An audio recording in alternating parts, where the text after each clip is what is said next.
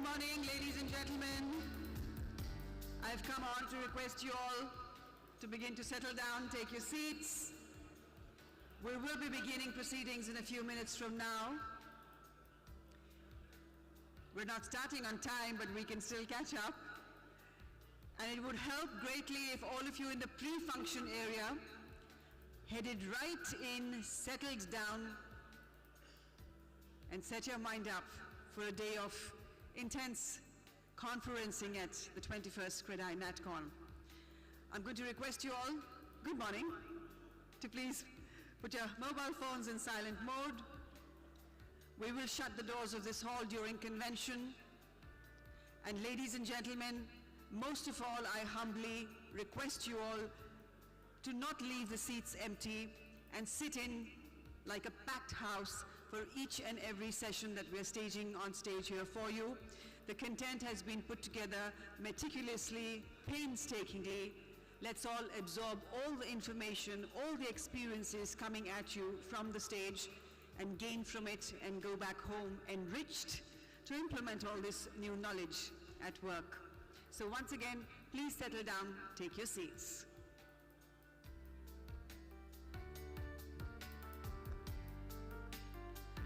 May I request the technical console to send the cordless mic backstage, please.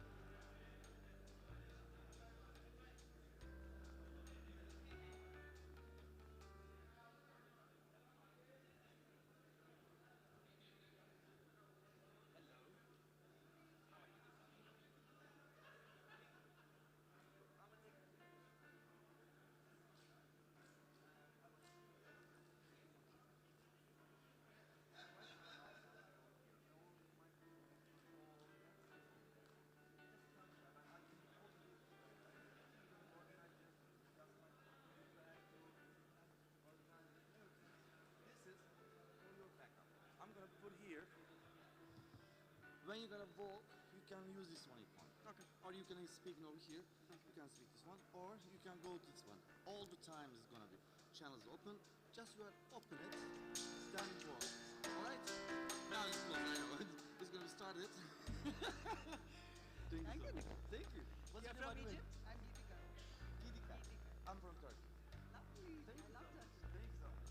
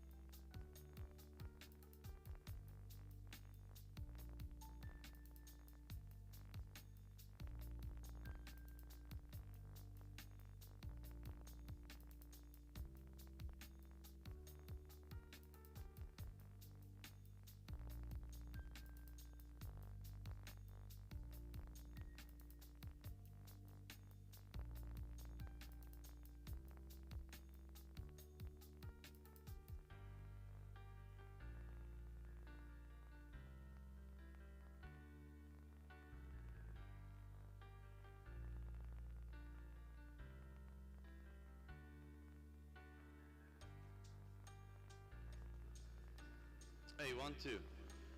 Birinci mikrofonu kanalı açık kalsın kanka. Birazdan yani kanalı açık kalsın. Oradan açıp kapatacak sadece. Burası zaten açık, diğerleri de hazır. Okey?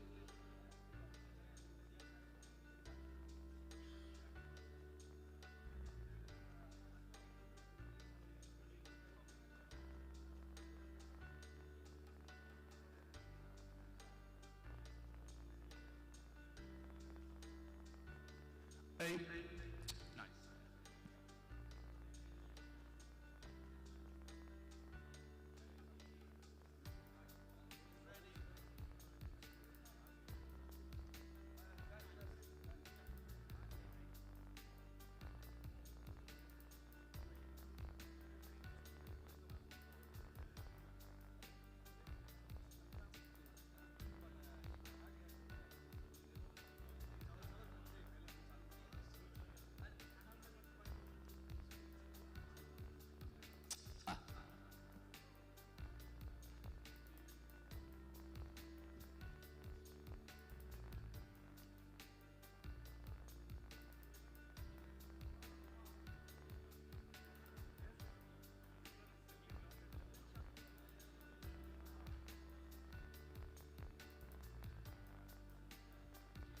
One last time, ladies and gentlemen, please do settle down, take your seats. And all of our delegates in the pre-function area, please, please, please join us in the main function hall. Settle down. We're about to close doors of the convention hall in the next 1 minute. Thank you.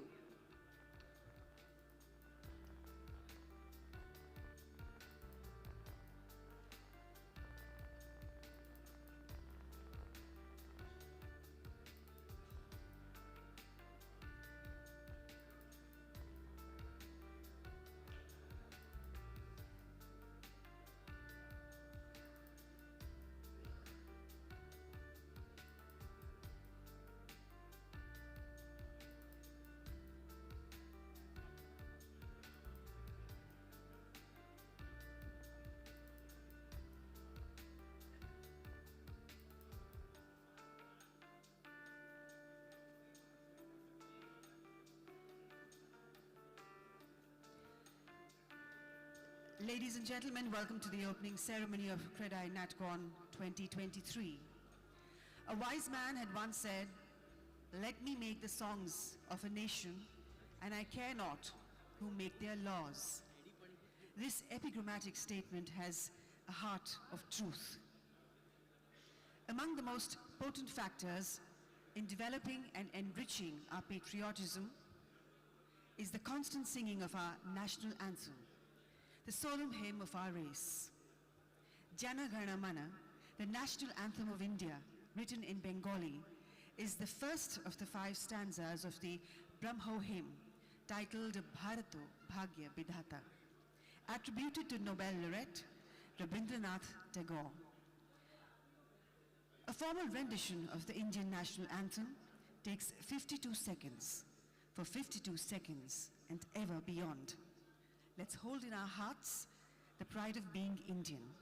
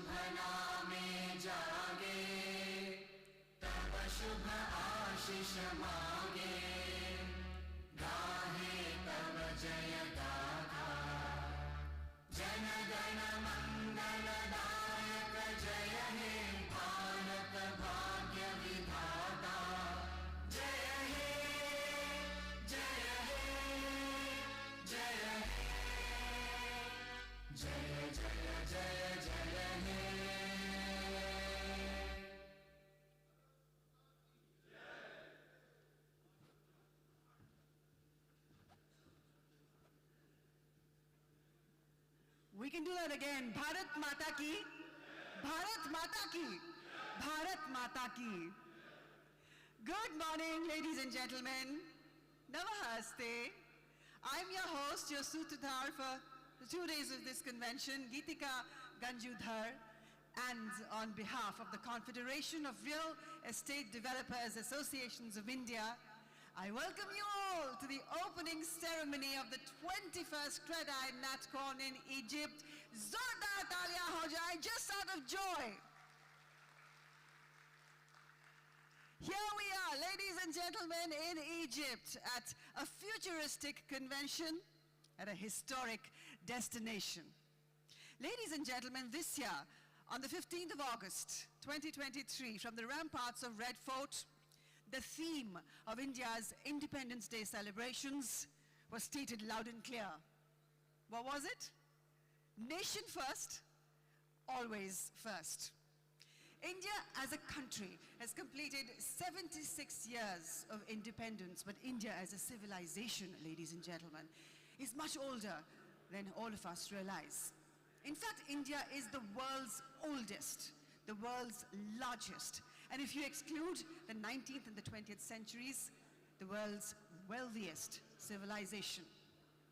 I'm going to quote from the Shloka 3.1 of the Vishnu Puran Bharatavarsha, which says and describes India as the country north of the Indian Ocean, south of the snowy mountains, where dwell the descendants of Bharata in a land called Bharata. So we, the descendants of Bharata, armed with the vibrant, dynamic and visionary leadership of our Honorable Prime Minister, Shri Narendra Modi ji, are going to reclaim the glory of Bharatavarsha, aren't we? मैं तब तक बात करती रहूंगी जब तक आप सब settle नहीं हो जाएंगे. Ladies and gentlemen, please settle down. This is the opening ceremony. Let's give it its due. Our nation is now going to be unstoppable, and we have the enviable advantage of the youth demographic advantage, and the youth of India are going to make sure that we become key actors on political stage, we become key contributors to global economy, we become key architects of human transformation. All of that is in store. इसलिए आज इस opening ceremony की शुरुआत में इन पंक्तियों के साथ करना चाहूंगी कि चलो नई मिसाल हो, बढ़ो नया कमाल हो, जलो नई मशाल हो, बढ़े चलो, आशीष रक्त तोल दो, स्वतंत्रता का मोल दो, कई युगों की खोल दो, रुको नहीं, थको नहीं, बढ़े चलो. And you, my friends, the members of the real estate industry of India, are going to build a new India, one project at a time, one experience at a time. You're going to unfurl a new India. Welcome everybody to the opening ceremony of the 21st Credai Natcon. Let's begin the proceedings by inviting on stage our office bearers. और इन सब के लिए हम जोरदार तालियां बजाएंगे. Please put your hands together and welcome on stage Credai Chairman Manoj Kaur.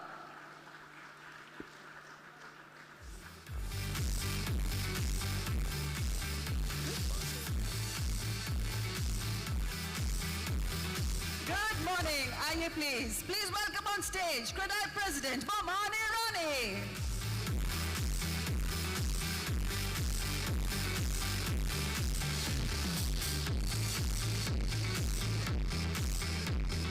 Aye, please. Good morning.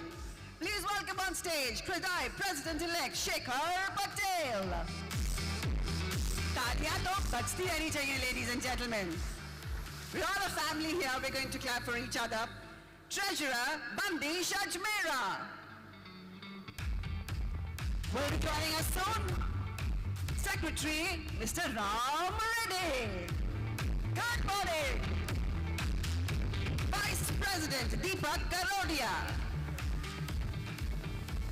Aye, please. Good morning. Vice President Anand Singhania. Good morning. Vice President Shobhit Mohan Das. Namaste, aye please. Vice President Nandu Belani.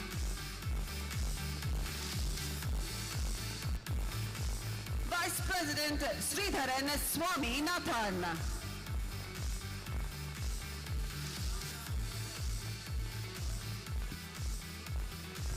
Ladies and gentlemen, all these office bearers give us our time, they give us part of our lives. We can give them a round of applause as they walk up on stage. Vice President Sunil Fadbe. And with a thunderous round of applause, welcome Natcon Chairman Ajay Patel. Welcome. Good morning. Joint Secretary Dhaval Ajmera, Joint Secretary Pranav Pradhan, Joint Secretary Gaurav Gupta, Joint Secretary B. Raja Srinivas, and Joint Secretary Ashish Patel. Good morning.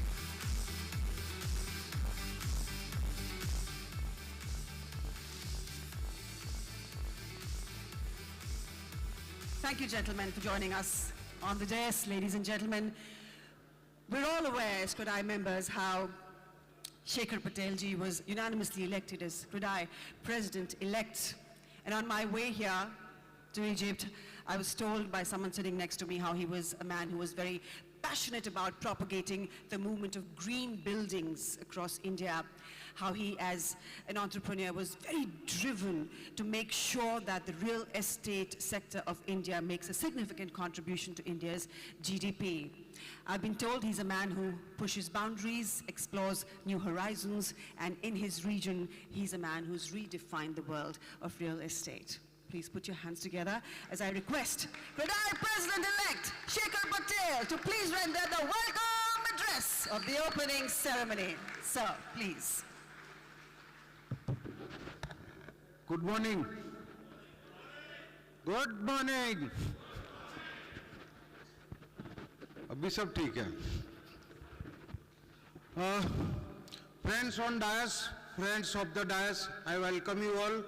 I hope आप सब लोग settle हो गए होंगे एक दो दिन में और इजिप्शियन हॉस्पिटैलिटी एंजॉय कर रहे होंगे और आज से थोड़ा बहुत पढ़ना, थोड़ा बहुत लिखना, थोड़ी बहुत दोस्ती सब चालू होगा. तो ये 2 दिन का सेशन है. 2 दिन में टोटल 10 सेशन है. तो फ्यूचर में क्या करेंगे real estate? What is the future about real estate? That's what we learn from this in these 2 days. नई टेक्नोलॉजी क्या होगी, क्या फाइनेंस में क्या हो सकता है, सब अलग अलग टॉपिक्स पे सीखेंगे और दोस्त भी बनाएंगे. क्रेडाई के नए दोस्त बनेंगे तो यहाँ से काफ़ी सारा टेक अवे ले जाएंगे. उसके साथ में दोस्ती भी ले जाएंगे. तो I hope you make a lot of new CREDAI good friends. Thank you.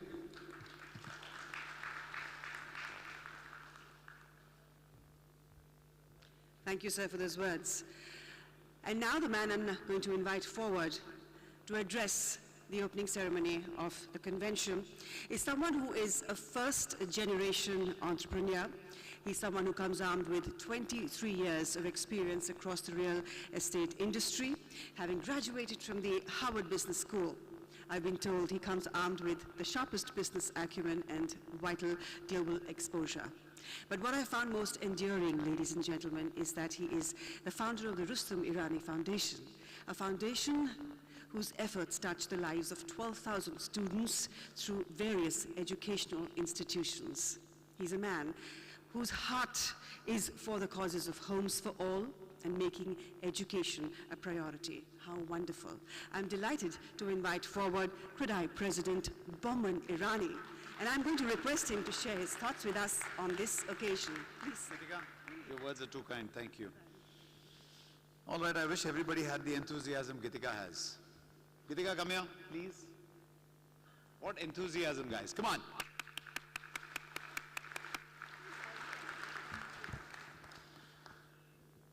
So,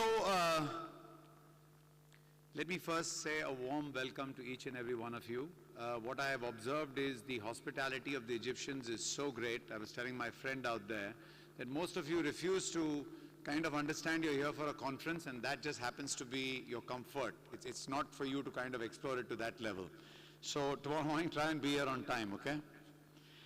Let me start off by saying Manojji, Shekhar Bhai, my entire, Obi, Ram, and all my vice presidents, all my secretaries, my treasurer, all of you have been putting in great effort, and I welcome you, I welcome you all on behalf of my entire crew out here. So let the Natcon begin, right? First of all, let me tell you, this is a Natcon of many firsts. First, when Shekhar mentioned that he wants to do it in this place called Sharm el-Sheikh, I had to look it up on a map. So it was a first. Then it was a first, no, it is too far away. That was another first.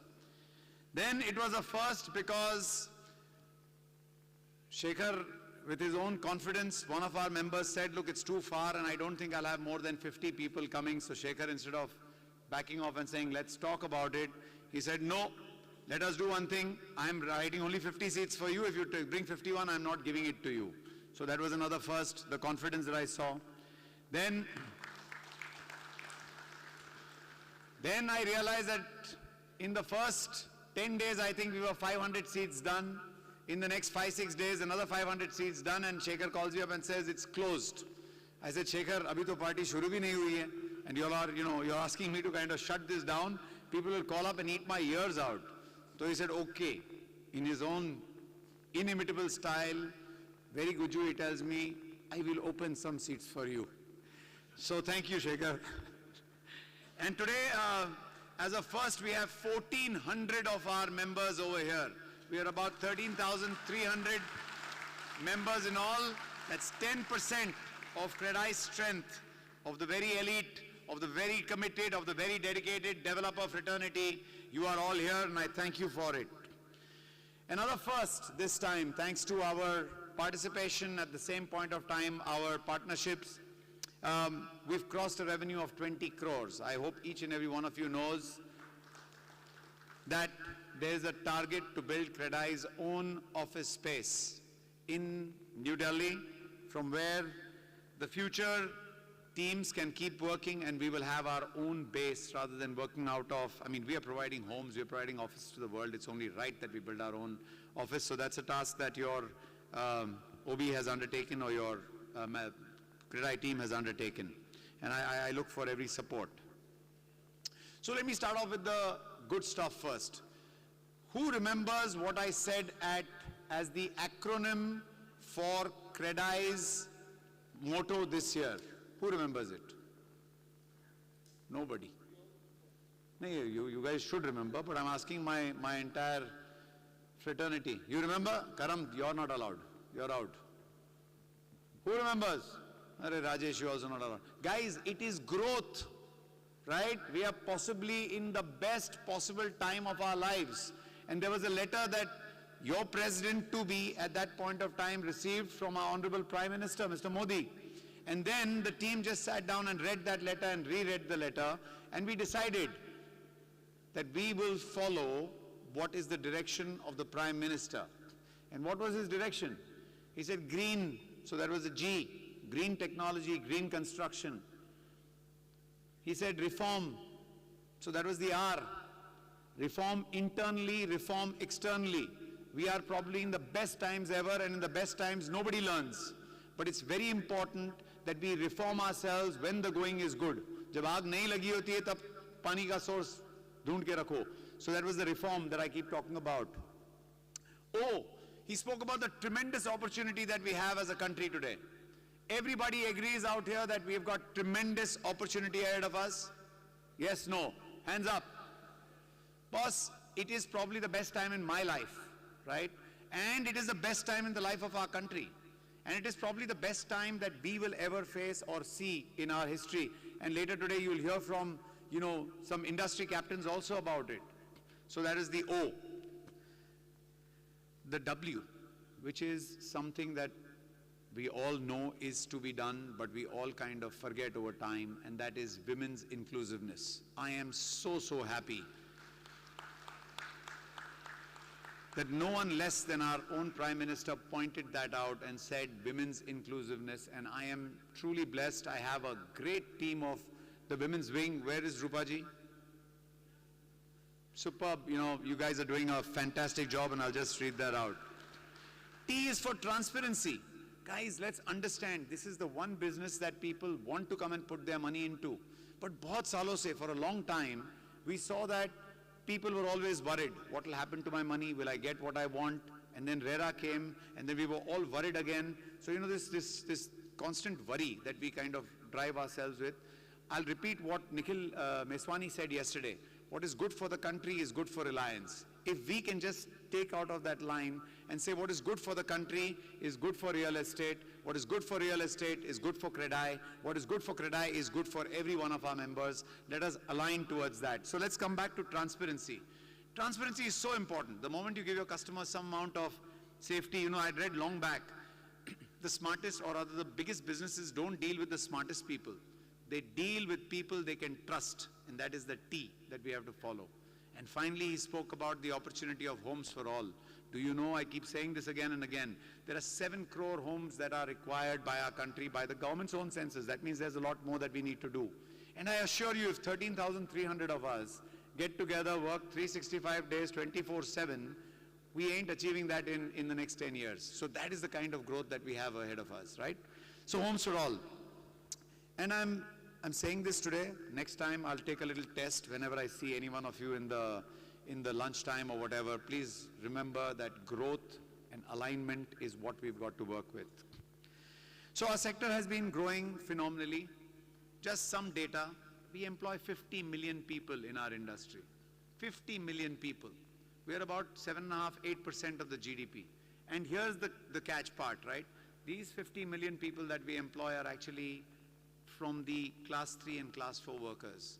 We have a sense of responsibility to make sure that they are taken care of because they don't know better.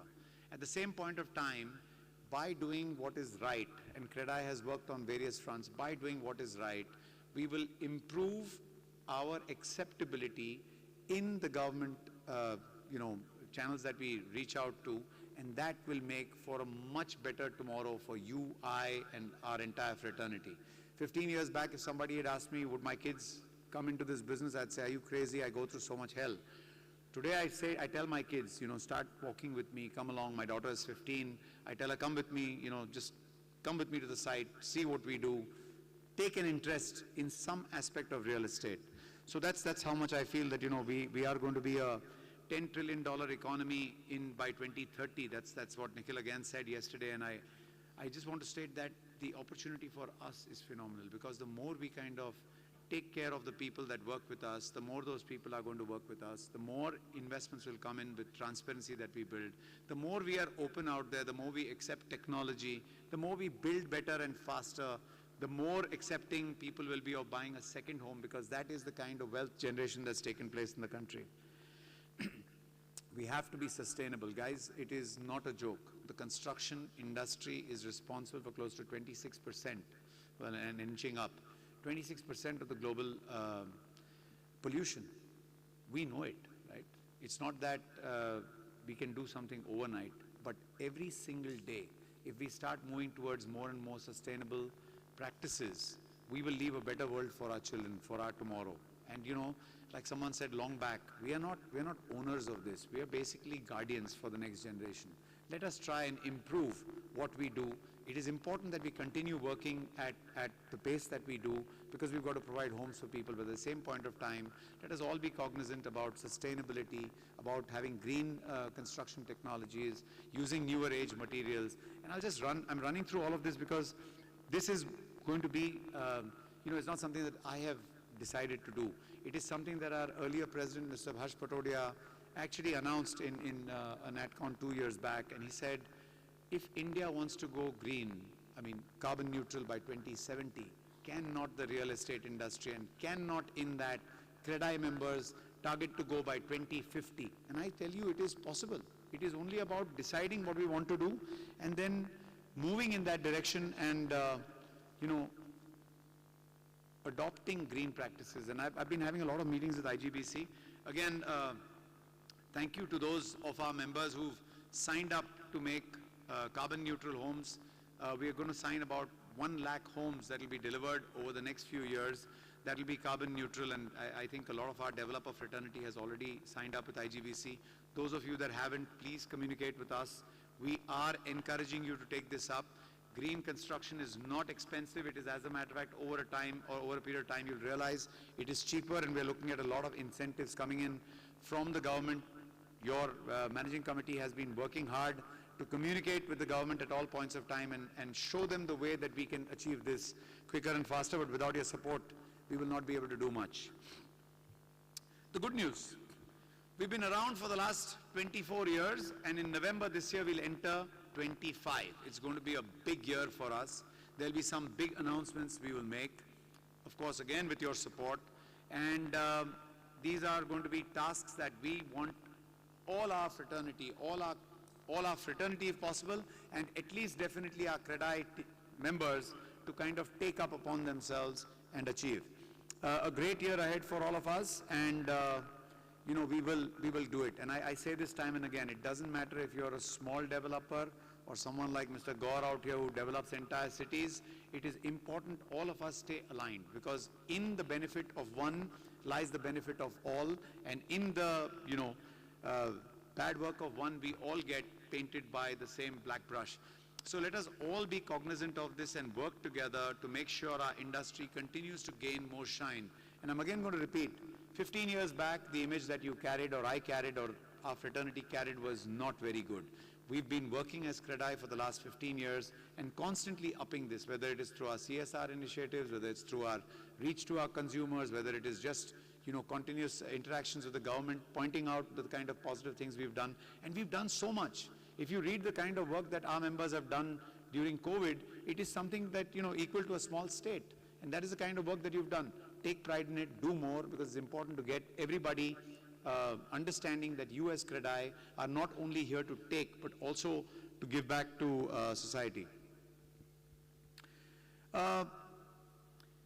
We do face a few problems time and again. GST, you know, is something that affects a few of us more than the rest of us, but overall I think everybody wishes to go back to the assessment system and not the composite way of, you know, paying the GST. I do understand this. We are constantly in dialogue with the authorities. We had 2 meetings with the Honorable FM. We have tried to get this across through various of our own connects that we have in ministry. And I'm going to again say something, you know, collectively we are all so powerful, but we don't use it. I'm going to request every one of my members to start reading all the messages that come to you, all the data that comes to you. Just yesterday when I was on flight, I was shocked that something as simple as a GST notice on premiums, which we've gone and taken an opinion and we've kind of shared it with you, people didn't know it. And this was one of our responsible, you know, I would consider reading member, and it could be that it slipped his mind. But we've got so many tools that we've created for you. We've created an entire library for you. We've created an entire cell, you know, which kind of keeps on pumping out data from research. We've created a direct indirect taxes cell that is constantly sending you opinions. Please read it. Please understand it. If you don't, you know, enter dialogue with us, but thereafter use your own resources also to spread the message. Many whispers lead to a louder shout than one man screaming and shouting. Let's work in that way. We've also started working with the environmental, you know, we had the opportunity of meeting up with Mr. Bhupendra Yadav ji, who happens to be our environment minister.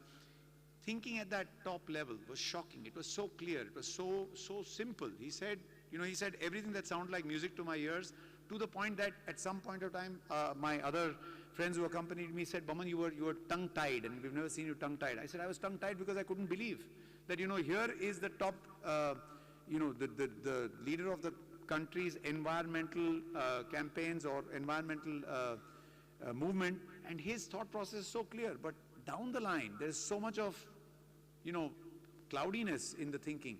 So these kind of interactions will help. And we will keep sending out papers to you. I request you all to kind of take this up in your own small, big, whatever way, and make sure that we achieve our goals.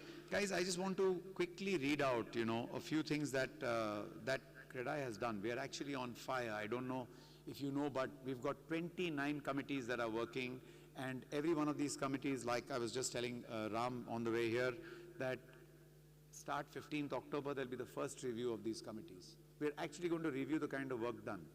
But again, these committees by themselves can do a lot. right? But if we don't have your support, we'll not be able to do much. Start participating a little more. Your being here today is a sign of your participation, but participate a lot. I mean, interact. You've got your city presidents, you've got your city secretariats, you've got a state president above that, interact with them. Very rarely do you need actually the national team to actually work out, but then we've got the vice presidents who these state presidents can kind of converse with or find ideas from. We've got our entire zonal secretaries out here that can be reached out to. Please believe me, this entire team puts in a lot of effort. It may not be evident, and it's very simple for all of us to just say, oh, this didn't happen. But hey, what did you do for it? Aapne kya kiya?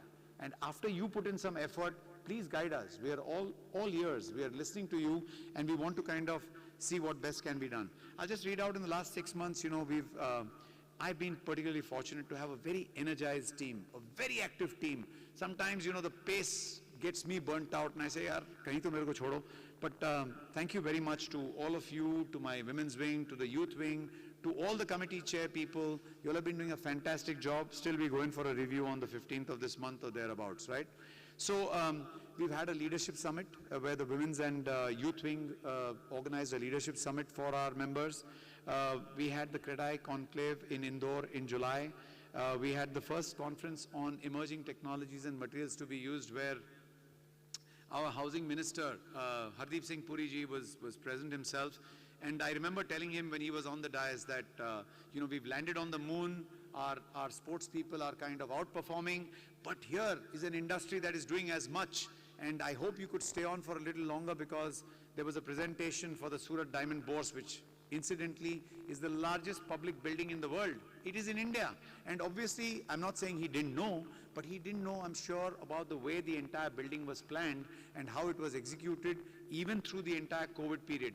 You, my friends, are all geniuses. And the only reason that you do not realize it is because you don't share your success stories time and again. Every developer, I tell you, is capable of doing whatever business that he decides to put his heart to. Let us put our heart into this business, because no matter what anybody says, all the data points towards this business becoming the largest wealth generator for us, for those who interact with us, for all our suppliers, for our customers, for our contractors, for the government itself. You are funding the government a lot of their own revenue. Your ULBs cannot function without you. In Mumbai, we pay 5,500 crore rupees of their 30,000 crore budget is only in terms of the premiums we pay. I'm not counting the property taxes that are given to BMC. You are the ones who are, in a way, driving wheels of this nation. But no one came and told you that, and you don't know that, right? But I'm telling you today, this is exactly who we are, and this is exactly what we can achieve. And I've been told my time is up, so I will just quickly read out the rest. I get carried away, I think. We've had a state con in West Bengal, again, organized by Nandu and team. It was fantastic. I went and saw Calcutta with a new pair of eyes. We've had the Chhattisgarh state con. We've had 5 study tours.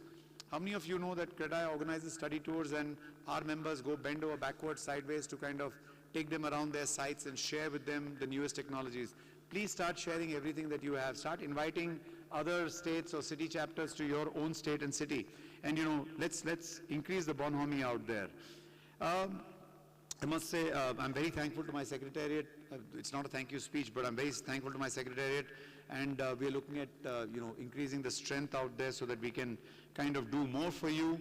I think 100+ activities may have been completed already in the last 6 months if I go down to state and cities. But I was just reading out to you the national list.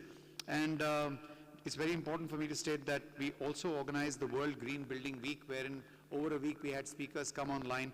Very poor participation. I was shocked. I was hoping that there'd be a lot more. It didn't go that way, but don't lose heart. Women's Wing, you did a great job. It was a good start. We will go ahead and have more of these.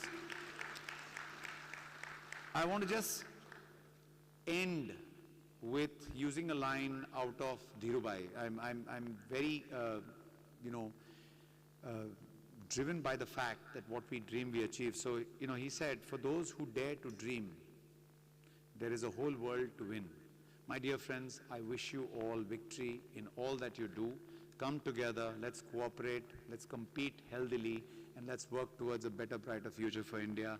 Thank you and welcome to Natcon, the 21st Natcon 2023. Thank you.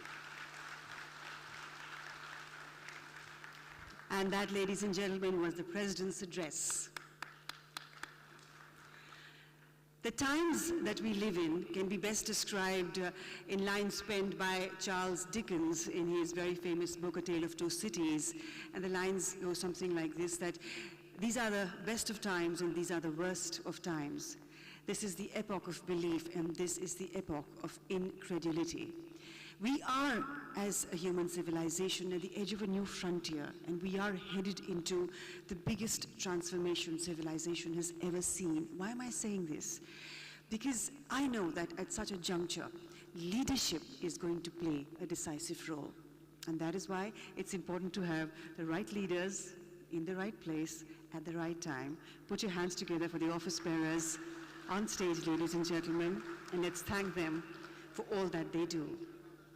And now, next on point, it's my duty to invite forward Mr. Manoj Gaur to render the chairman's address. He's someone who's been an eminent name in the real estate sector of India for the last 28 years. He's also the chair of the Housing and Urban Development Committee at the PhD Chamber of Commerce and Industry, and he is a passionate driver of Prime Minister Modi's initiative, Housing for All. In fact, his group has made significant contributions to the affordable housing segment. Let's all put our hands together and welcome him forward. Please, sir.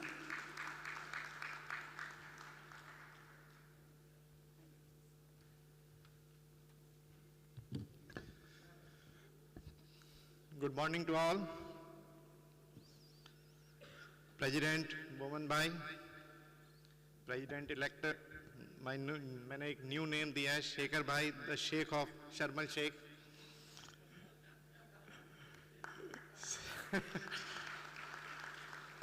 Secretary Ram, Treasurer Bandesh Bhai, and all my Vice President and Secretaries. I would like to thank Shekhar Bhai and Credai Gujarat for hosting us in this beautiful location and working against many challenges to make this Natcon possible. Congratulations to all organizing committee for planning everything so well. Natcon is growing not just in numbers every year, but Natcon is the first for so many things, as President also mentioned, where we will explore the unexplored, and that is the content, speakers, and of course the new experience. After pandemic, Credai ensured that we keep the membership together and have been planning many activities and events at regular intervals. Many members feel that we are doing too many events, but let me tell you, friends, that events are a great way to network, learn, unwind, and regenerate. As member, it is our duty to give our time to association, and at least I recommend 15 days in a year to attend key events and important meetings. I would like to brief members that the key advocacy initiative that we are taking at the national level. We leverage the recently organized conference on construction technology in Delhi, Vigyan Bhavan, with Minister for Housing, with Hardeep Puri ji, on RERA, GST, and affordable housing. Of course, President mentioned we met in July, our Environment Minister, and constantly touch with this office for the separately regulation for construction and building sector. We are in touch with the Finance Ministry, CBIC, and other departments to keep highlight issues pertaining to the sector. But friend, I strongly believe that we should pursue more issues that almost are important. The sector has been doing well, and the general perception is that the government should improve policies for the real estate sector. We will be submitting our budget recommendation on direct taxes and hope that there may be few announcements that will ease the interest burden on the home buyers and boost the sales and the sector as a whole. Friendly, I am happy to see such encouraging participation from all states in the Natcon. As I said earlier, that this time to the association and make the association at city, state, and much more stronger at the national level. As President said, I think, I believe, and I feel that this is one of the best time for real estate. And ये कोई temporary phase नहीं है जो मैं feel कर रहा हूँ जो है, ये longer stage तक यहाँ पे रह सकता है अगर हम वही पुरानी जो हमने silly mistakes अपनी life में जो पहले हमने करी अगर उससे सीख के आगे चलें और जो आज requirement है और जो government के जो जिस तरह से गवर्नमेंट ने इस सेक्टर को मोल्ड करना चाहे अगर उसकी पॉलिसी से हम अपने आप को अलाइन करें ऑफ कोर्स ये ज़माना पहले की तरह नहीं रहा है we have to be compliance we have to be answerable to our customer all the stakeholders we have to adopt the new technologies and the workmanship and more answerable to our all the stakeholders. तो दो लाइनें जैसे मेरे president ने कही मेरे father ने 2 लाइनें लिखी हैं जो रियल एस्टेट के लिए मैंने पहले भी 2-3 बार बोली है उससे बोल के मैं एंड करना चाहता हूँ कि for this sector I think this is more appropriate कि हम क्या करते हैं और हमारी जो एक इमेज है उसको कैसे हम इम्प्रूव कर सकते हैं कि पत्थरों की काट से जो शोर होता है समझ लीजिए कहीं निर्माण होता है सच कही है बात जो मैंने कही ईंट पत्थर रेत में भी प्राण होता है. हम किसी के स्वप्न को आकार देते हैं पुजारी प्रेम के तो प्यार देते हैं है अजब दुनिया ये व्यापारी समझती है हम मगर सबको दरो दीवार देते हैं. Thank you very much.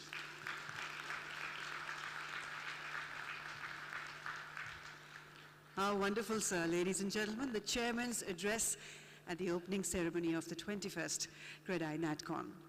Now, we all know that we in India, we have some of the world's best economists. And most of them today are saying the same thing, that this third decade of the 21st century is going to be India's most decisive decade from the point of view of our economy. It is going to be the make or break decade for us as an economic power. If all goes well, in this decade, India will rise to be a middle-income global economic powerhouse. So I'm most interested in knowing that this nation that is now being pegged as the world's #1 investment destination, what are the emerging markets in this region? Let's find out. Ladies and gentlemen, Cushman and Wakefield have a report for us. It's called India's Next 10 Emerging Markets. And to unveil the same, may I please invite on stage Mr. Anshul Jain, Managing Director, India and Southeast Asia, Cushman and Wakefield. He will join us on stage. The office bearers will unveil the report, and then he will share his thoughts with us on this occasion. Good morning and welcome.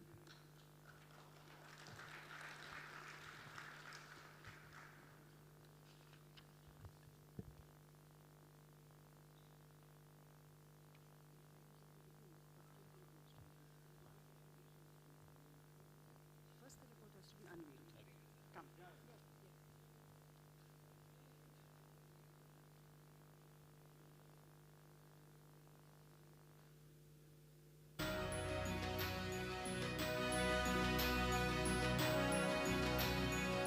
Unveiling the most awaited report, ladies and gentlemen, by Cushman and Wakefield, India's next emerging markets, 10 of them, engines for future growth of commercial real estate, being unveiled on stage by the office bearers of Credai and joined by the most respected Mr. Anshul Jain, Managing Director, Cushman and Wakefield, India and Southeast Asia.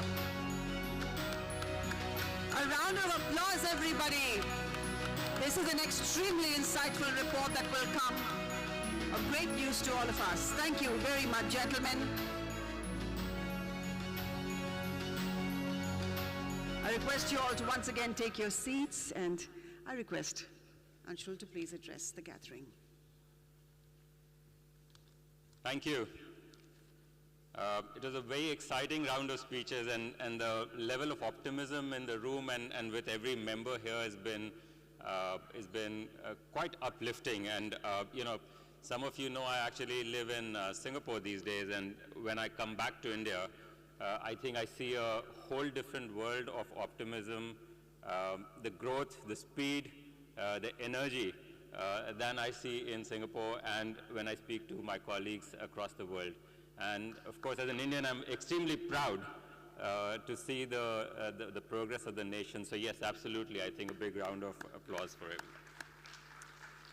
I think we've been hearing about, of course, the 5 trillion dream is just around the corner, with 10 trillion in a few years, and with Credai's vision of this industry being a $1 trillion industry. I think what's really going to happen is when we looked at this report and see what are the other cities that's going to emerge, because it's not the job of just the top 8 cities anymore to share the disproportionate burden of the growth, and India has been pretty much a story, at least the urban India has been a story of 8 top cities for far too long. And there is a systematic shift that we are seeing right now, which is dispersing away from top 8 cities. This is not to say that top 8 cities would lose its significance, but it's about other cities actually coming up and contributing to the growth story that the country has. 2 or 3 things have happened in the last sort of 4 or 5 years, which is really driving this particular growth into the next sort of 10, 15, 20 cities. One is clearly urbanization, and everyone knows about it. Log शहरों की तरफ move कर रहे हैं, and जो urbanization India में 4 या 5 साल पहले 32% पे थी, आज के डेट पे 36% पे है, और कुछ सालों में ही ये 40%, और फिर जो projection है in next 15 years this will become 50%. So 50% of Indian population will live in urban areas. That's a big trend. Now, what's then supporting this further is the investment into infrastructure that's gone into various places. I think we heard yesterday some 300 airports. Of course, big investment in connectivity, improving trade within cities, and of course, which is then resulting in people getting richer. The GDP per capita of the 10 cities that we have examined is actually now 3 times the national average, which obviously is then attracting enterprise, whether it's attracting investments in retail, it's attracting investments in housing, it's attracting investments in logistics. So it's become one big, nice economic growth circle where one thing is feeding into the other.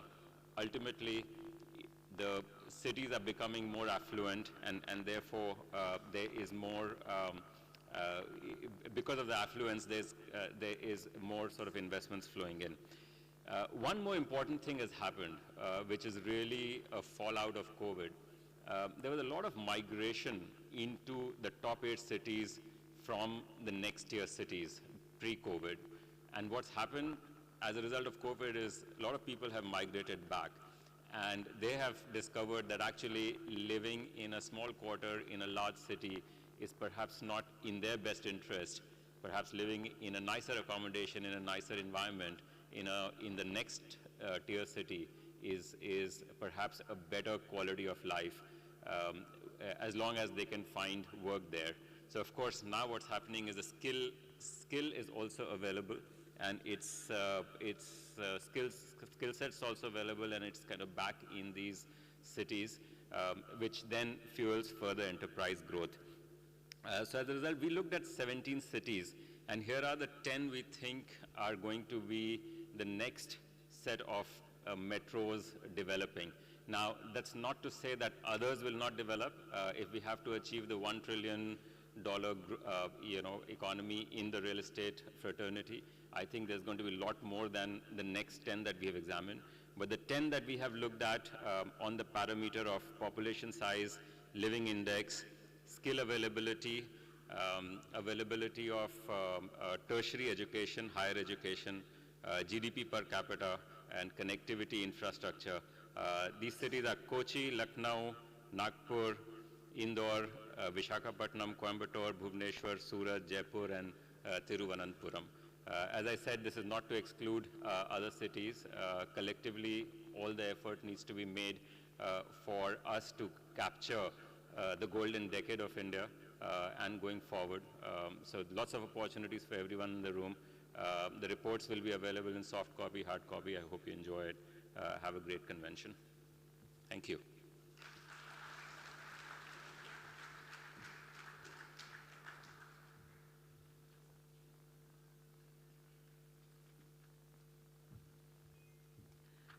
Thank you, Anshul, for joining us for the launch of this very, very important report. Ladies and gentlemen, may I request you all to put your hands together for our main sponsor, HDFC Bank, and our powered by sponsor, HDFC Ergo. Thank you very much. Without your support, this scale would not have been possible. May I invite on stage Vishal Sikand, the Joint President, Commercial Lines, HDFC Ergo, to now share with us his presentation. Thank you once again for being our powered by sponsor.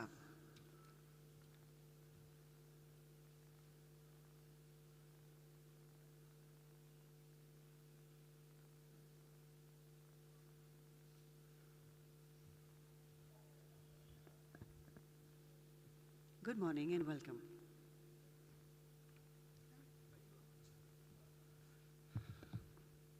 Good morning, ladies and gentlemen, and heartiest congratulations for such a large audience and such a beautiful place. It definitely takes a little longer walk when you have such a large audience gathered in this premises. I just wanted to take you through a short deck. We are a general insurance company which actually comes into act when things actually aren't going that well. So I'm going to spend some time talking about who we are, what we can do for you, and who are our partners.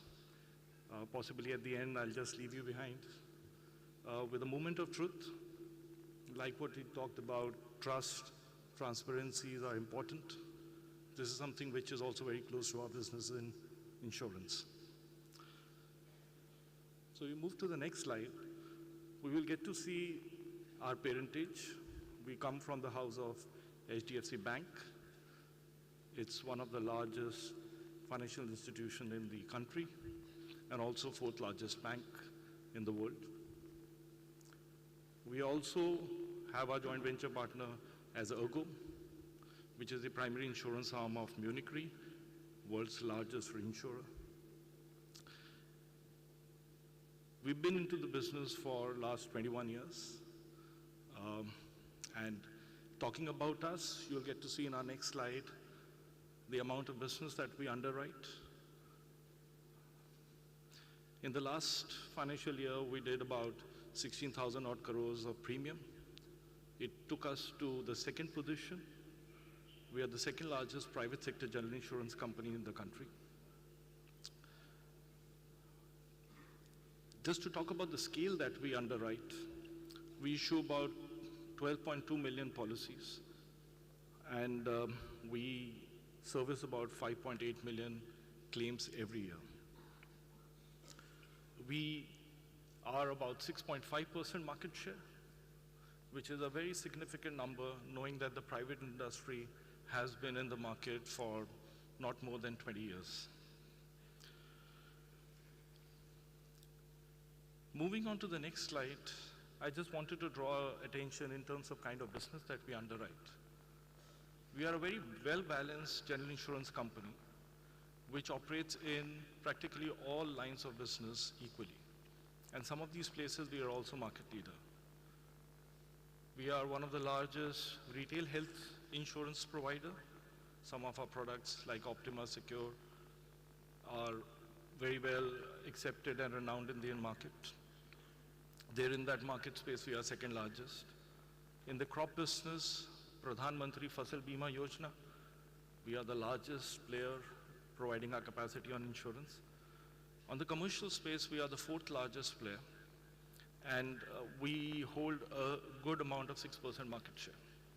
This is also which is very significant for your requirements, and possibly in the next slide, I'm going to kind of talk about it. On the motor business, the brand HDFC, and I'm not only talking about HDFC Ergo, but overall the HDFC brand, both in terms of auto loans or insurance, is very well renowned and accepted. Talking about something which is more specific to your business, I could actually pull down around 7-8 products which are very, very relevant for the builder community. I'm sure products like construction all risk are something that you always take while you undertake your projects. There are products like commercial general liability. Amongst this, I just wanted to draw attention to two specific products. One is the title insurance, and the other one is the inherent defect insurance.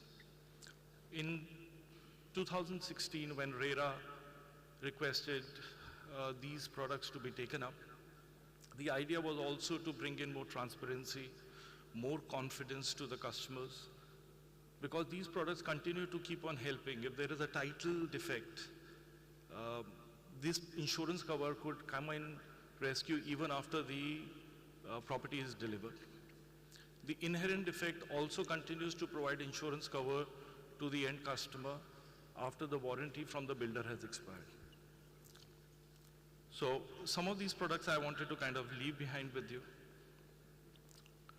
Moving on to the next slide, you'll get to see our set of clientage.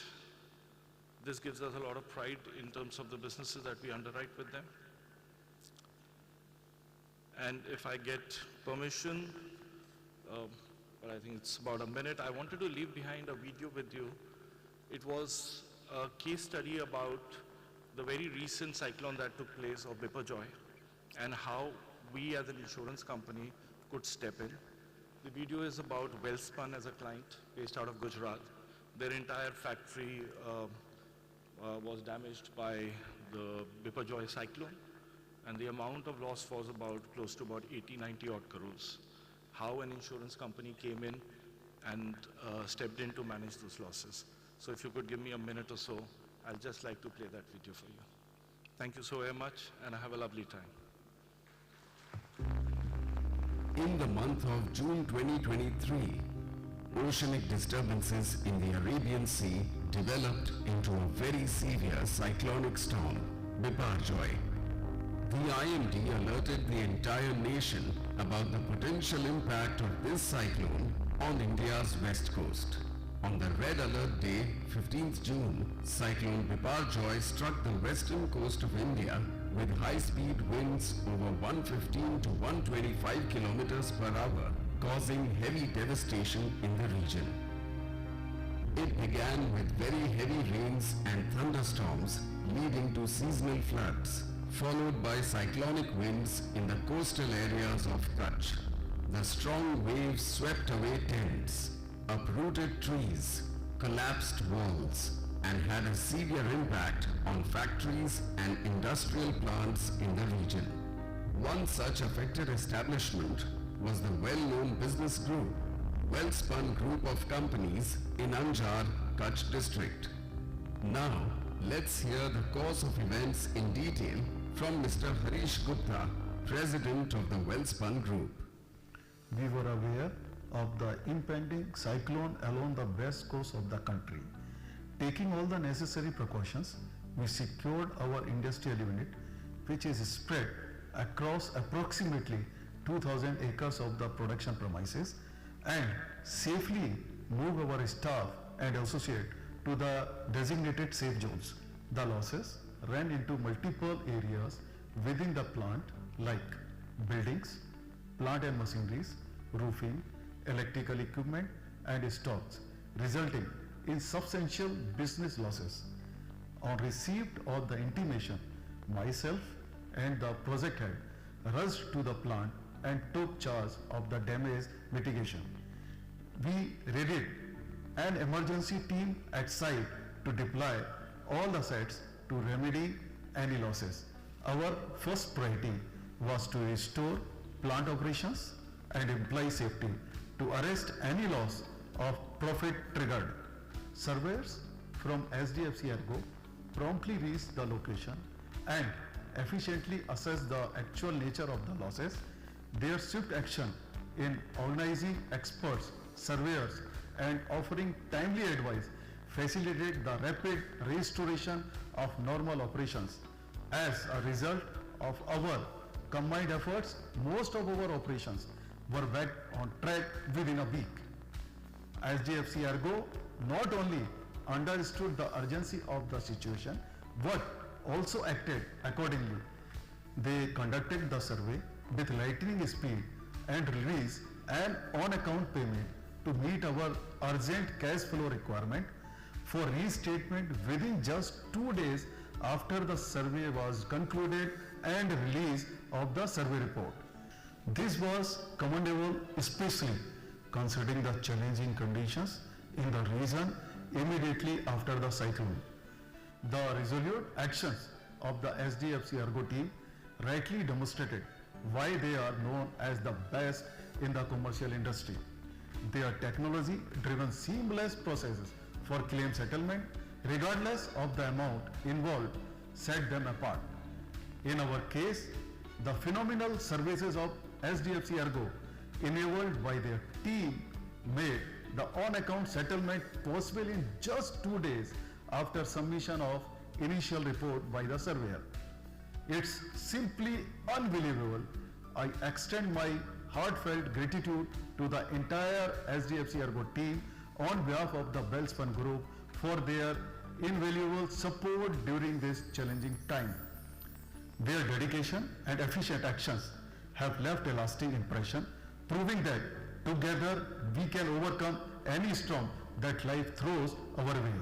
Once again, thanks to the entire team of SDFC Ergo for their support and dedication.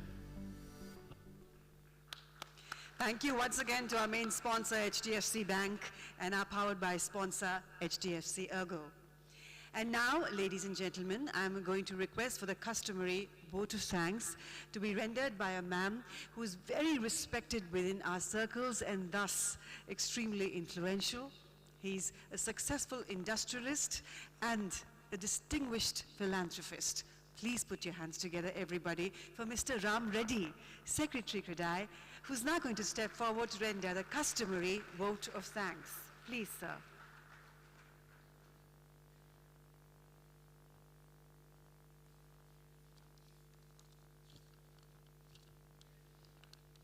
Good morning, friends. Delivering vote of thanks in the inaugural session is always a challenge, not liked by many. I am not the exception. But it is a way to express our gratitude to all the people who made this never before spectacular and the largest ever Natcon possible. Let me start by thanking Shekhar Bhai and his entire team of Credai Gujarat, Ajay Patel, Ashish Patel, Deepak Patel, Sandeep Patel, Neelam Bhai, Sanket, Dhruv, Viral, and many others, and their teams for working so hard for over the last 6 months to make this possible. A big round of applause for them.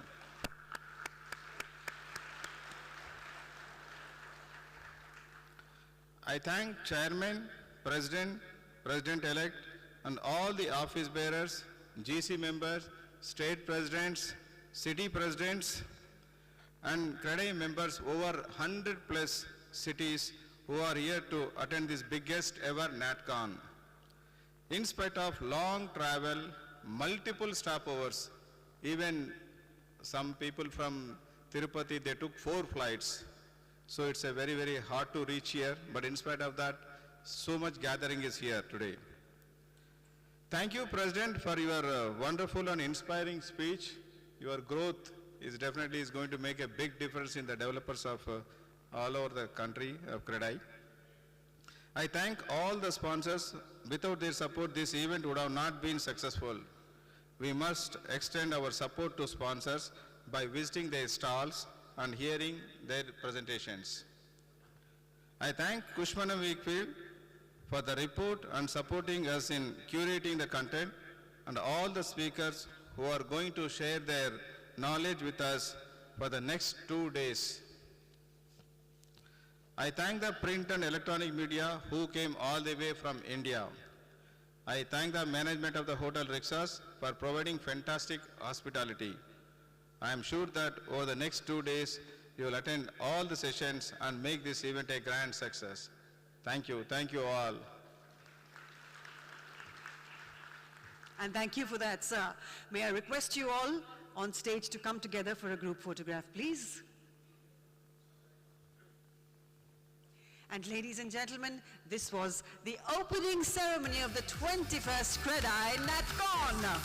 Here in Egypt, a futuristic convention at a historic destination.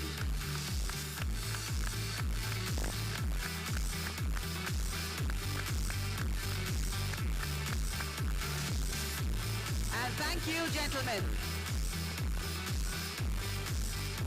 Ladies and gentlemen, it will take us 3 sharp minutes to reset the stage.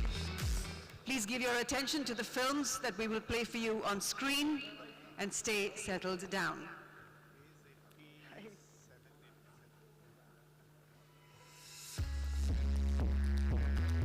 A nation innocent. Skyscrapers touching the heavens. Foundations built on dreams. For every grand vision, there's a blueprint. For every blueprint, there's HDFC Bank, a legacy of financial expertise and decades of wisdom that transforms visions into reality. HDFC Bank, your unwavering strategic financial partner in real estate development. Today's bank for your tomorrows.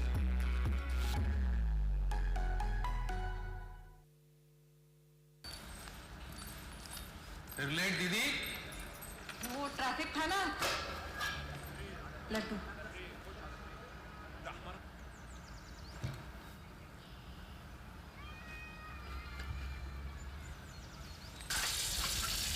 Isha दीदी मनोज भैया क्या कहिए?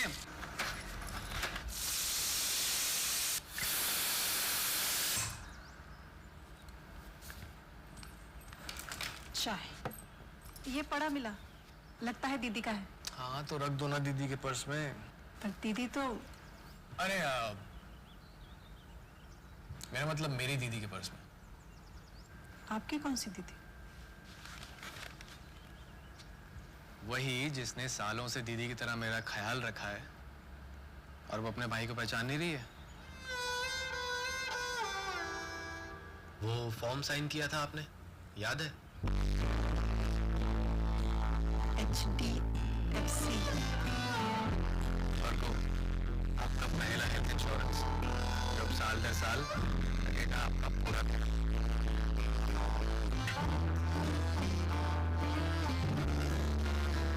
अब एक और लड्डू खिला दो अपने भाई वो जो आसान बनाते हैं हमारी लाइफ हर दिन आओ अब सिक्योर बनाए उनका हर दिन with HDFC Ergo General Insurance.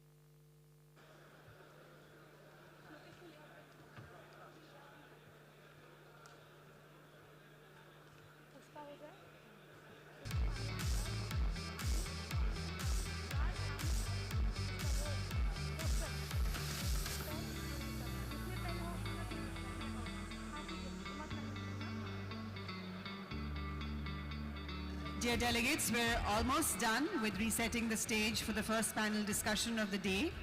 May I request you all to once again settle down and take your seats, please.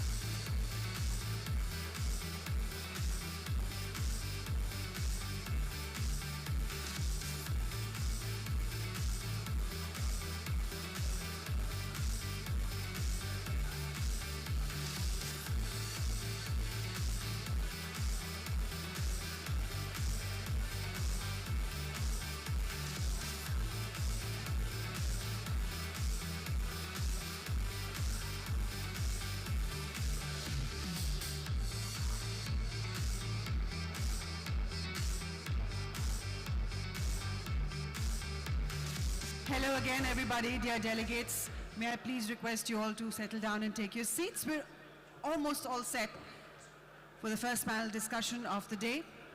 And while they're setting up, I'd like to share with you some thoughts of mine on the session as to how in the year 2011, if you remember, past President of India, the late Shri APJ Abdul Kalam, had suggested that India may be a developed nation by the year 2020.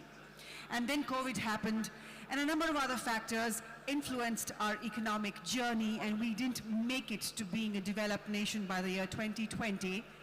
Now, fast forward to the year 2023, when Prime Minister Modi, from the ramparts of the Red Fort, had very confidently declared that by the year 2047, when India celebrates its 100th anniversary, we will be a developed nation.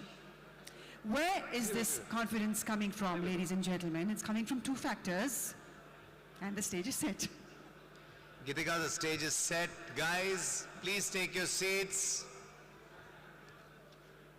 Very rarely do you get an opportunity to hear scions of companies worth 60,000 plus crores talk to us about the future or what they think of a developed India.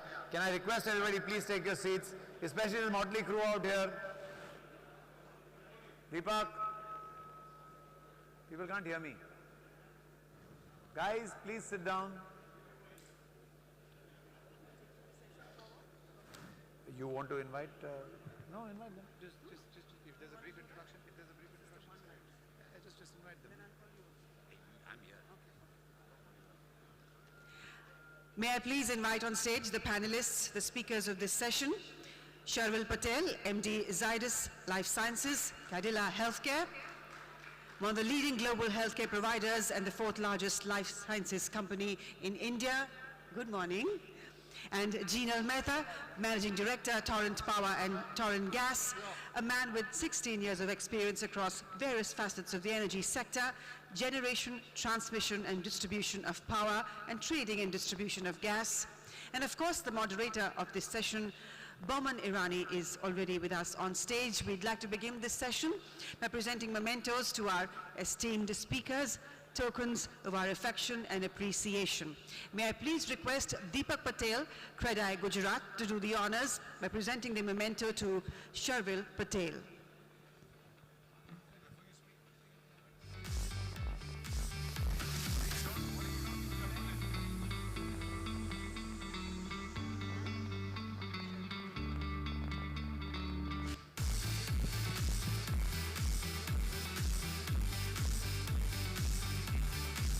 Thank you, Mr. Sharvil Patel, for joining us here. May I please request Neelam Doshi, Secretary Credai, Gujarat, to kindly present a memento to Jinal Mehta.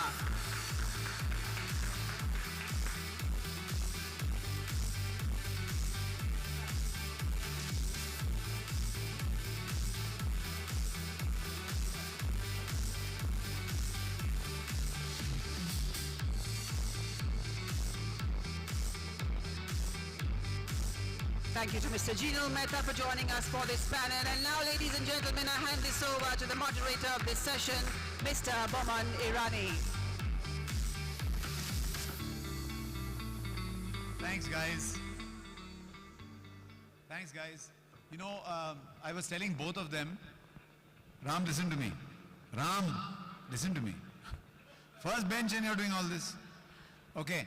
I was telling both of them that no matter how many times मैं गला फाड़ फाड़ के बोलूं कि India is on a growth path, India is doing this, India is doing that, आप लोग तभी मानोगे when you have someone like these big Skyans out here, you know, each running companies that are worth 60,000 plus crores, and when they tell you, please I beg you at least then listen and understand what exactly we are trying to say. And while you're taking pictures out there, take some of us also. All right. So, thank you very much, Sharvil. Thank you very much, Jinal, for being here with us. First of all, what are your views on what you have experienced so far? Yesterday at the India-Egypt Summit, and today, the way you're seeing our developer fraternity. Just go for it. I think so. Thank you, Baman. Firstly, let me thank Shekhar Bhai, yourself, and the entire Credai team for having invited me here to your national conclave in this beautiful resort town of Sharm el-Sheikh. It's a real pleasure to be here. Met some old friends yesterday and met some interesting people who I had the pleasure of knowing yesterday as well. Secondly, I'm pleasantly surprised to see the hall completely full despite last night's party. So I suppose you guys are here for some serious business along with some serious partying. Sharvil, this guy is too measured in his words. Why don't you give us the fun side of what you're seeing?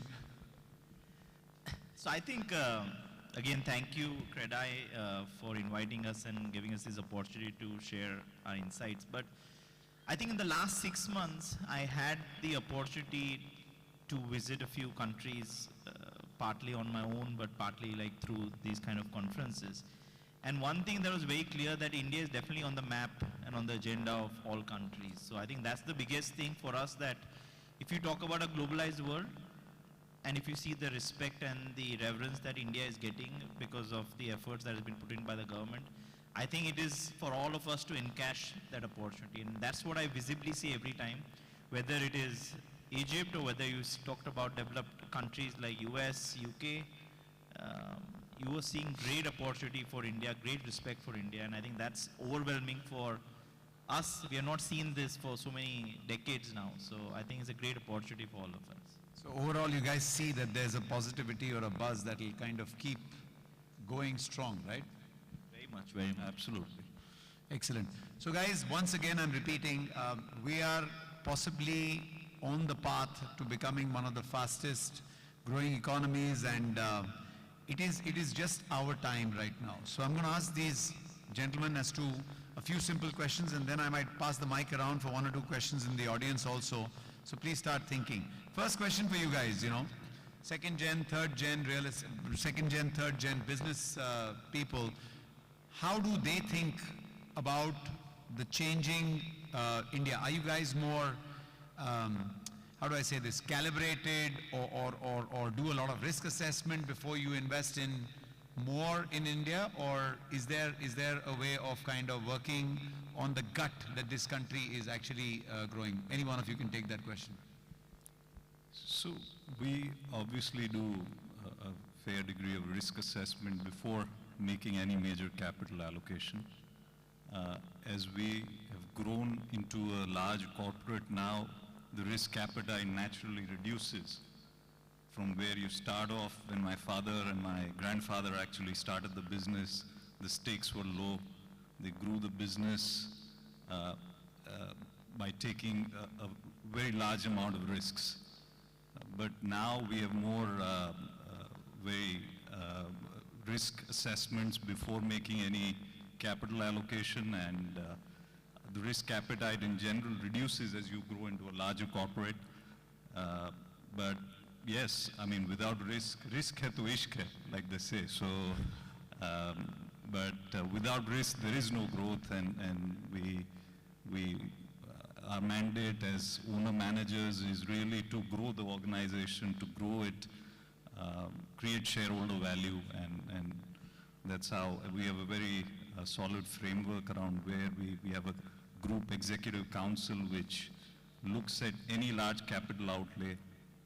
We run the pros and cons through professionals within the group as much as we have an equal say along with professionals. So it's a very structured format in which we approach these issues. So, with the day I joined the business, I think I've learned two things. One is, obviously we're a very old company. We've been there since 1950s. So I think there is two, as you talk about a country which has two phases, each company probably goes through those two phases also. So I think we have a business that is sustainable, assured, recurring, it keeps on delivering its value. So very, very little sort of input that an entrepreneur puts into that business. But what is exciting for us is, because we have the capital, because we have the capability to raise funds, is to invest in and nurture new businesses. So while we are in the business of pharmaceuticals and all, but I think nurturing new, so I think my first task was, how do I build a biotech business from a traditional pharmaceutical business? How do we get into digital?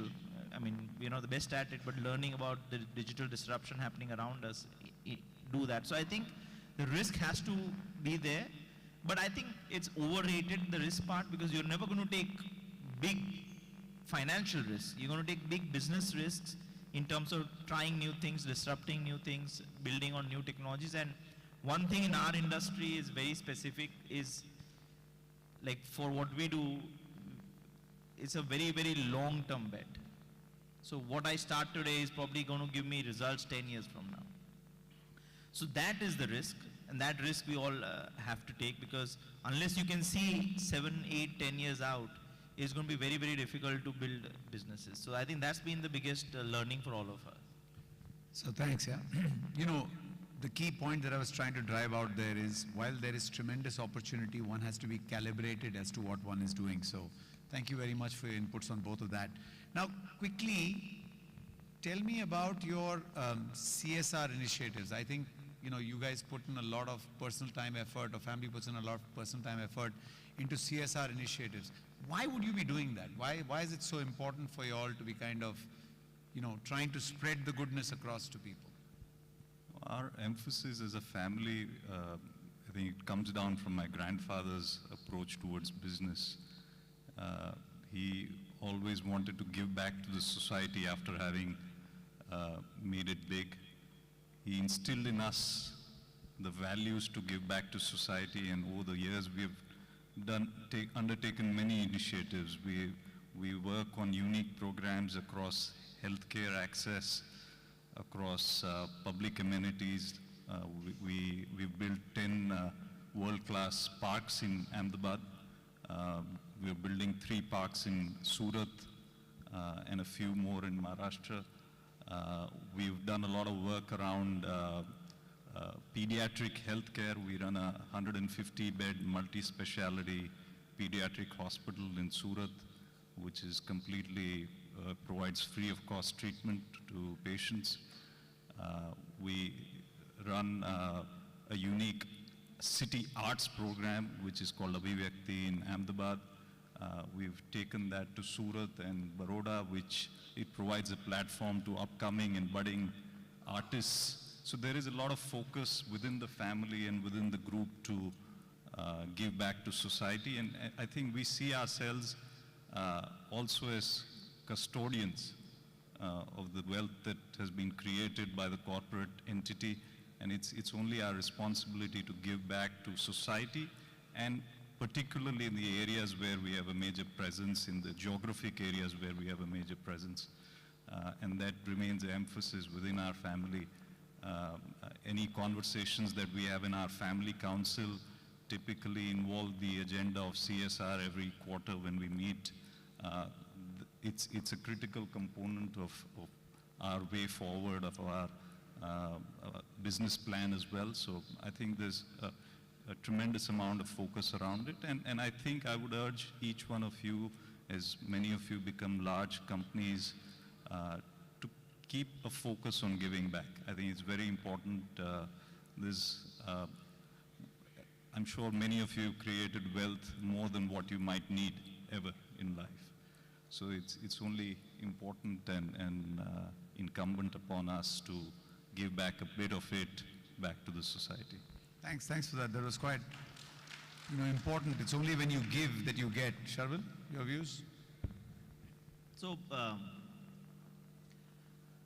so I think the first thing for us, which is very, very important, is we employ today 26,000 plus employees, and I think the most important thing that we can do is, when you talk about inclusiveness, is to make sure that we continue to invest behind these people, whether it is by building more infrastructure to scale up and create employment, or at least make sure that there is a path to growth for people who work for the company. So I think the internal aspect of first the responsibility is to make sure it's more inclusive and make sure that as the company grows, so do people working for the organization have the opportunity to grow from being a worker or being a sales rep to growth in the organization. Beyond that, I think we do also have an impact, a negative impact on the environment that we work in also with the work that we all do, and we have to minimize that impact. So for us as a company, we have picked up two areas, health and education. Because I think as a company and as a philosophy of the family, we believe that whatever we must do, we must be capable of doing and have knowledge about doing that. So I think health has been a very critical focus for the company, and that's why we invest a lot in hospitals and other areas and camps around our facilities to uplift the hygiene and health of the area. And the second, which we have a very strong belief, is education. Education is a very critical aspect of, early education is a very critical aspect of how do you build good societies. So I think that's the second area that makes, that we really feel is critical and important for us to make sure that we keep invested in this. So it's very focused. We are not doing 100 things. We are only doing a couple of things, but we want to scale it up. We want to make it big. We want to make it sustainable, because the most important part of all of this is how do you make these things sustainable and which continue beyond generations. As Geenal said, that we are just the guardians of this particular part, but the generation to come is more critical. So I think that's the effort that we as a company would keep doing. We'll come to the business part of it now. Tell me, what is your vision of a developed India versus a developed, rest of the world that you guys see? What is different about a developed India, and how is it unfolding in front of your eyes? And the reason I'm asking this question is, both of them have the opportunity to operate from any part of the world. First, actually start off with why India? Why did you all come back? With the kind of money you have, you can do business in any part of the world. You can live a more luxurious life anywhere. Why did you come back to India? So I'm a third generation entrepreneur. I always felt growing up, when I had the opportunity to choose, I always felt at that point that I have the responsibility to preserve and grow the family legacy, to grow the family business, and that is something that really drove me towards deciding to come back to India. I studied abroad for a few years. I always knew that I wanted to come back, and I'm so glad I made that decision, because I think India is a land of opportunities. It is a country where I truly believe I want to spend my years and I want to live my life. I love the people, the culture, and there is no other place in the world I would rather be than in India. So I think that's what drove me to decide to come back to India. Going back to your first question, I think India is on the cusp of explosive socio-economic growth. We are perhaps one of the unique countries in the world where economic growth, social growth, and quality of life improvement. I think there's growth across all of these parameters simultaneously. And as we observe what is happening in the Indian government, the national priorities which have been set by our Prime Minister, I think it's, I love his vision, the way he sets agenda. He's always challenging himself and everyone around him. And the idea of a Viksit Bharat, a developed India by 2047, I think that really gives me the impression that it's a place, it's a country which will grow across all these parameters simultaneously. It will provide a great opportunity for people, young people. It will provide a great quality of life to people, and the socio-economic growth is something that I think it will just make India one of the finest and the best places to live in going forward. And I think the growth particularly will be centered around the advantages that India enjoys as the strategic advantages that India enjoys. I think we are a nation blessed with a lot of resources. We are a nation which has inherent advantages of a huge market. Like you mentioned, I think Credai has taken a goal to be a $1 trillion contribution to the economy by 2030.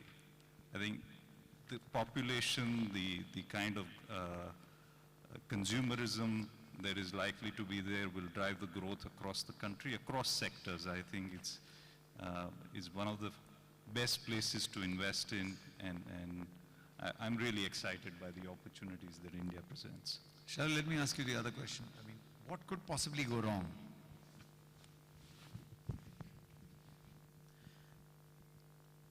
I think I have some worries. The first worry I have is the the next generations. I think somehow I feel there's a trend of people thinking that investing is a great business. Oh yeah. Everybody just thinks that they are investors. Very few people want to do business. Very big people want to take risk. And it's a small trend that you get to see, and I think that's a little worrying because, yeah, it is important to preserve your wealth. It is important to preserve your family's legacy. It is important to have social security, financial security. But if you think that all you're going to do is bet on other people all the time and not think about you betting on your own self, I think that's a little bit worrying for India. That while India has all these tremendous opportunities, and somebody will take it, if not. But I think if people are blessed with safety, security in life, then they should take more risk, think bigger. You know, it's okay to fail. I mean, I failed in a couple of businesses. That's not the big issue. But you have the opportunity to fail, and you still don't want to take that opportunity. I think it's a big disservice to what we can do. And the second is, I also strongly believe that India has all the opportunity, but we must also think a little bit global. We are in a global world. I think one must, if one has the opportunity, one must explore doing business outside of India using the India advantage. And I think that could really transform companies from being just locally dominant companies to globally more recognized companies. And I think that would be, I would say, the next leap, maybe not the next 7-8 years, but if you talk about the next 2 decades, definitely Indian companies should become the global companies of the world if India has to become a developed country or a developed nation. So I would say those two things are, I would say, are very important, that people should not be always inward looking, but also outward looking in terms of looking at a larger horizon that is available.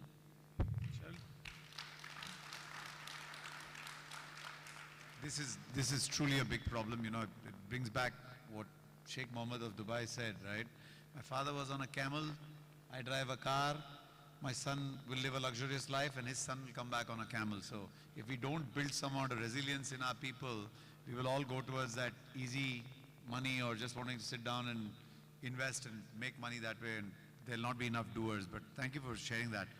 Question to you, where do you see yourself as a company 2047, for instance? It's too far, wait. 2030, for instance. 7 years is good enough. So I think this all started, and it links to your earlier point as to why I came back to India. The first thing is, I'm very grateful that my family gave me a choice. So there was a choice whether I come back or I continue to stay outside. And for whatever reason, I've been brought up in a joint family. So obviously there are some values that come very dear to me in terms of how I've been brought up. But I was always very passionate about, didn't understand it, but very passionate about the field of cancer. And somehow or the other, I ended up doing my studies in that. And when my father asked me this question, okay, what would you want to do? You want to come back or you want to stay there? If you're going to stay there, I don't want to work so hard. I will work till I can and I will sell my business and we all live happily ever after. But if you decide to come back, I will continue to do what it is. And the reason for me to come back was that I would have never found this opportunity where I would have all the infrastructure, capabilities, money to try and pursue what I felt I would like to do. So I think that was the biggest reason, and that talks about now the company and where the company, maybe where we see the company going forward. So I have a very strong conviction. Many Indian companies have done very well by being a great manufacturer, producing anything at affordable pricing, good quality, and making success, and all our companies have been successful doing that. I think if you talk about maybe not 2030, but a little beyond 2030, it has to be then innovation. You cannot just be a powerhouse of manufacturing, especially when you talked about being sustainable and how do you, for a country of our population and size, if you are only going to produce, cheaper, I think you're going to do a big disservice. I talk about this analogy that China makes the cheapest toys. It's a disaster. It's a climatic disaster that you can use a toy once and throw it away, and you don't think about it.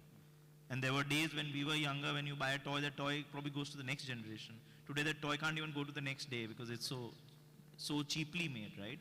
So it's a big disservice that we are doing by thinking that we should be the cheapest, we should be just keeping on producing. I think the future for all of us is how would one be incrementally innovate, do something new, do something different, and create value. Because unless you create differentiation, you are all going to fight for pennies, and I'm going to fight for pennies. And I don't have any interest in fighting for pennies all my life. So for the company, our vision is very clear. We will be a discovery-led organization by 2030, at least have the vision to be a discovery-led organization by 2030, which would mean we'll work on disease areas where nobody's working on and find solutions for and see if we are successful. Because if you're not successful, I'm happy doing what I'm doing today and I'll continue to do more of what I'm doing today, but I'm going to pollute the earth, I'm going to do a lot of things bad to make money, and that's not the only reason why we all work. So I would say the vision for our company in the next 10 years is that we become a discovery-led organization. But we will stay to the purpose of creating access and affordability, because you cannot give that up. That's what we have been built on. But the transition maybe in the next 30, 40 years, if India is going to be a developed country, and if you look at developed countries, innovation is a very big thing. US didn't go into recession just because of strong innovation or innovative companies that existed there. And in spite of all the challenges that that country faced, you're still seeing great companies who have just stood and withstood all of these challenges. So I think the future for us is innovation. The future for Zydus is to do something different.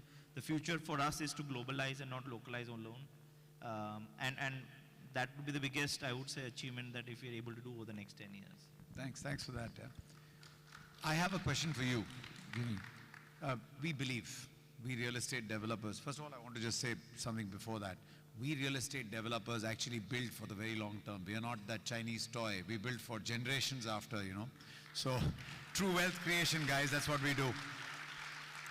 So, general question for you. We believe that we are all over-regulated. Do you believe in such a thing, that over-regulation? How do you guys, especially in the pharma business, deal with regulatory pressures or regulatory issues? So Mindset-wise, more than I want to share the analogy of the power and gas sectors, which I lead within the group. I feel they're some of the most highly regulated sectors in the country. I'm sure it's much more than what the real estate sector is regulated at. The power sector is regulated to the extent that your tariff is also determined by the regulator. So the price you charge is also determined by a regulator. Imagine the government regulates the price at which you sell your apartment. I think that is the extent of regulation that my industry faces.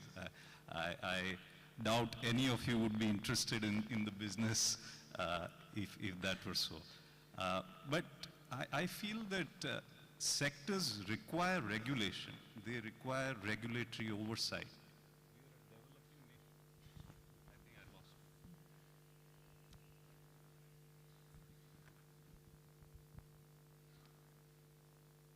I think even globally, if you see, most sectors are regulated, even in developed countries. We are at a stage in our cycle as a country where we are transitioning from a developing to a developed nation. There are a lot of participants in the market, whether it's the power sector or the real estate sector. Those participants need to be regulated by the government. And without a regulatory framework, things would just go awry, and consumers will not get the kind of service and the kind of product that they should. So I think regulation is good. I get your point when you say that is there over-regulation. I think governments tend to at times over-regulate when they feel that the industry is not meeting their expectations in terms of customer satisfaction or the way they should treat customers. There will be environmental regulations, right? Because each sector now is being regulated from an environment standpoint because it's for the future generations. It's important, it's imperative. So I think that there's no such thing as over-regulation. I think it's transient, it's always transient. There will be industry response towards a particular regulation that the government comes out with. And my experience so far over the years in dealing with the government on so many different aspects across the power sector and gas sectors has been that they see reason. There may be a transient phase where you feel that, okay, things are not right, but at the end, things fall in place. And I think the government is very, has its ears to the ground. They understand the industry's concerns, and they try to achieve that fine balance, has been my experience. So your mindset towards regulation is it's needed, except Absolutely, move on. I think so. What about you? The pharma industry is over-regulated, I think, penalized if some regulations are not, or are flouted, or are not in line. How do you guys deal with it? So I think it first starts with this word that we all use, trust. I think lack of trust leads to more regulations. Sometimes. Also, I also believe that consistency is something that is more critical than regulation. I think having a regulation is critical. We are, at least in us, we are in the life-saving industry, we cannot not be regulated because we are going to make medicines that need to be effective and of high quality. But I think it is very, very important that there is some consistency to a framework of how regulations should be.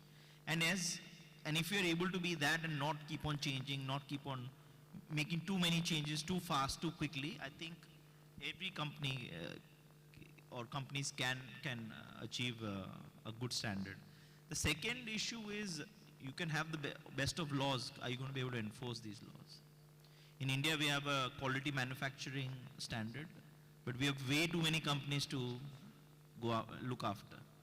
I'm sure you have similar issues in your sector as well. the point I was trying to drive for my members out here, and everything that I'm asking you is more from the point of view of what we keep communicating. Guys, look at how they think at regulation, right? They accept, they understand, then they kind of work on it.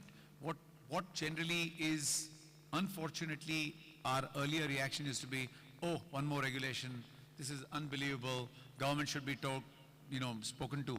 I think let us all accept that regulation is important. If we believe regulation is important in pharma, in power, in the cement industry, in this, we will also be regulated. It's part of the ecosystem that we will have to kind of deal with.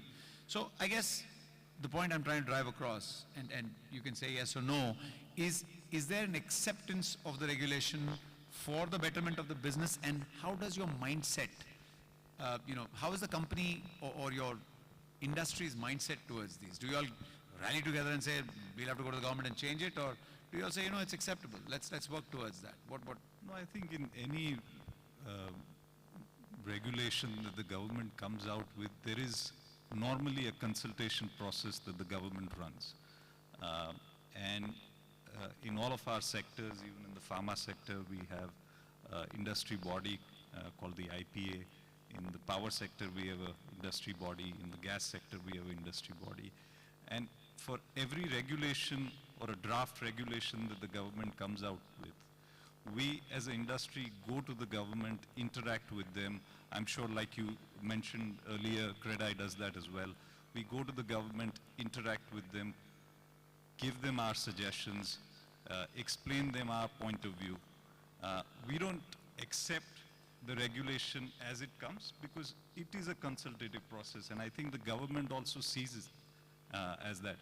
We may feel disheartened because things may not ultimately turn out to our expectations, but like I said, I've always observed things are always transitionary, they're always transient, and the government, if you're right on a certain issue, will see reason in it, if not today, a year later, 6 months later.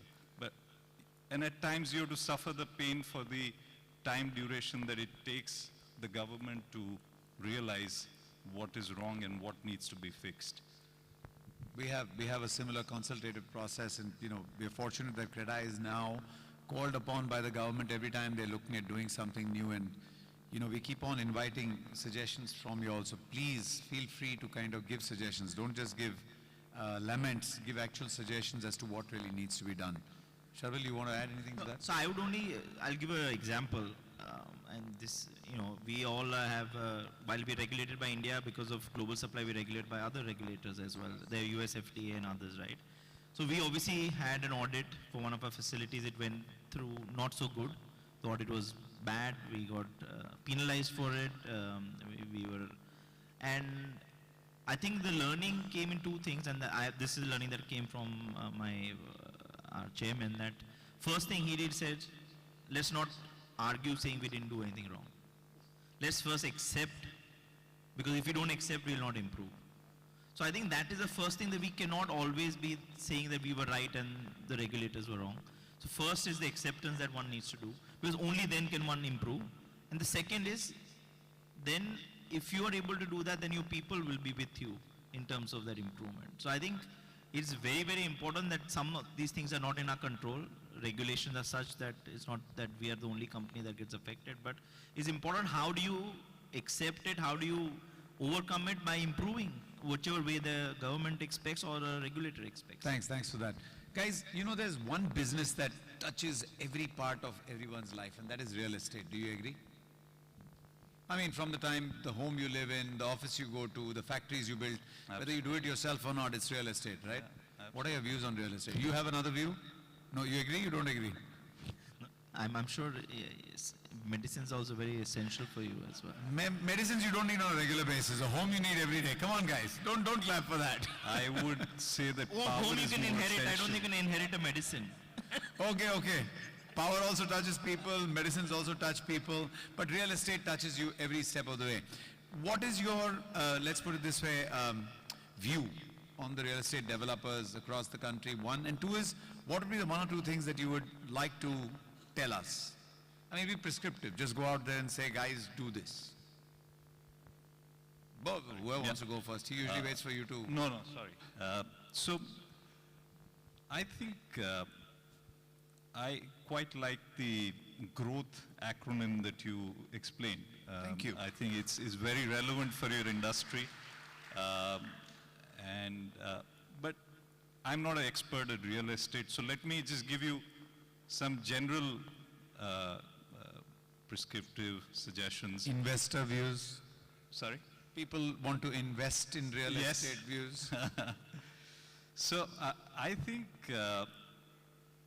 it's important to, in your industry and like in many other industries, invest in creating a brand.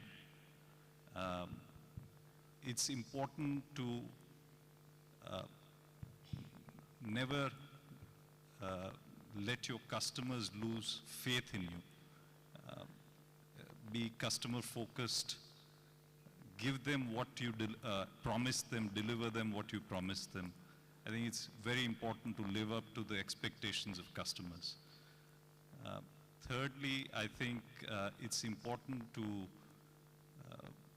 take a view on risk, draw risk parameters, draw your own guidelines, keep your focus on things that you think are necessary. Don't get distracted. It's very easy to get distracted in any business. Retain your focus and very clearly, in your minds at least, draw out your boundary conditions. Lastly, I think don't let your ego get the better of you, because in any business, when you meet success, egos get inflated, and that is a recipe for disaster, in my view. Stay humble, stay focused on always upholding all of your stakeholders, whether it's employees, whether it's your banks, whether it's your suppliers. Always continue to ensure that you have their trust and their goodwill. Sharul, the question for you, which I will change slightly for my audience to, or my dear developers here to get a better idea. What will make you invest more in real estate? First of all, what is your general idea of a portfolio, and then what would make you invest more in real estate? What kind of things you'd like to see from us? So I have stayed a little bit away from this part of the business side, but one thing I was told, which I completely believe in, is that if you buy land, you don't sell before 10 years. If you buy property, you don't keep more than 10 years. So that's one thing I learned from, I think, somebody from here only. But I think there is something that worries me about real estate, which is specific to India. I've never understood this concept that land is more precious than a building. Exactly. And I think it's completely warped in India. And I think it's a big disservice to many of you, I would say, and the industry, that it cannot be that land has a higher value than what you build with so much effort on it, and it depreciates to an extent almost. So I think that one day needs to clear up. I don't know when that will ever happen. You know, and that day that happens, I would feel very, very comfortable of talking about real estate and the growth of real estate, I would say. So actually that's happening right now. A lot of developers are continuing to realize the power of holding on to an asset and actually monetizing it over a longer period of time rather than just building, because the kind of, well, I would say the efforts that go into building a fantastic building and then kind of just selling it off, over time you will learn to. But both of you should look at actively investing in real estate. Yeah, I'm pontificating, you know, about the good that we are doing and stuff, and I'm not able to convince both of you. Come on, tomorrow let's have your family offices speak to us. I look forward to a good deal in a Rustomji project. All right, you got it. Okay, I promised Hari I'll wind up 5 minutes earlier because of the long initial talk, but I have to ask one question. If you were to tell yourself, your 20-year-old self or 25-year-old self, as to something that you've learned over time, what would that one thing be? Just one thing. I think for me it's been my father and my uncle. They when I joined the business, they had a plan for me. They inducted me in a specific way. I think the one lesson that they taught me early on in my career was to believe in and practice demonstrative leadership. And what they meant by that was that they expected me to spend my time at project sites, to live the life that I expected our employees to sort of commit long hours, to commit their own heart and soul into a project. I was sent to project sites. I stayed at remote locations in Gujarat for about 6 years, on the outskirts of Surat initially, and then in a place called Dahej in Gujarat. I spent my formative years there. And the one thing, like I said, I learned there at that time was to practice demonstrative leadership. I wore the same uniform that the employees were expected to wear. I traveled to work in the same buses that the other employees were expected to travel in. I stayed for the same amount of hours that the other employees were expected to stay in. So I think that is one lesson that is was imparted to me in my formative years and has stood with me in all these years at work. Do you want to tell us what you have done wrong or what could be done right if you had the knowledge you had to have today at when you were 25? Or what is the one thing you tell yourself? Do it differently, do it this way. So I think it's not a very, I got into business, I started looking after this business called consumer wellness business. I thought I understood everything about skincare. So I rebranded and rechanged my product, and it bombed so badly in the market. So I don't think it's a question of learning, but I think it was my youth, or whatever word I can use to say, that made me think that I understand everything about what skincare means, which I just didn't understand anything. But so I think but I would say more than that, what I wanted to talk about, which you just said, is I have a very strong belief, and I'm not saying this is the right belief, but in infrastructure for pharmaceuticals. You guys are obviously all the time doing what you're doing, but our industry is a mixed industry. Our industry can be run without manufacturing. You can go to a third party, he can manufacture products for you, and you sell those products everywhere. And my oldest learning that has come from this is and it's very important, that's why I want to share it, is in 1995 when our company split, and we were two people, and the companies got separated, and we made losses in the first 2 years. My father had the opportunity to raise some money, and he wanted to build a plant. And some big banker in the US decided to invest behind us. And while signing, sitting in Taj Chambers, my dad was sitting, and the CEO had come from there and he says, I'll give you this money, but I will give you this money if you put it in marketing and not in manufacturing. Because you can buy cheaper from outside and make, but you invest in your brand. And my father at that time said, thank you, I don't need your money. And at that point in time, a bank in India, I won't name it, but the bank in India, first time valued our brands rather than our asset, because we had no asset, and gave us money. But that learning has stayed very much for me, that we strongly believe in investing in manufacturing, building capabilities, quality.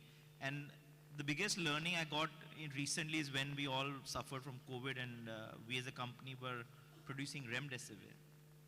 And we produce the largest remdesivir in India.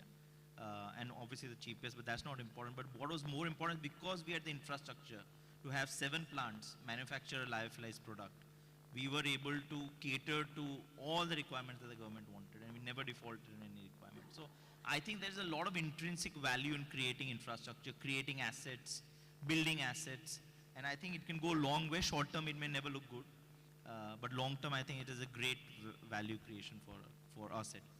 Thank you for that. Guys, I think we've got most of it covered, but if there's any one relevant question somebody wants to ask, though we are out of time, Go on.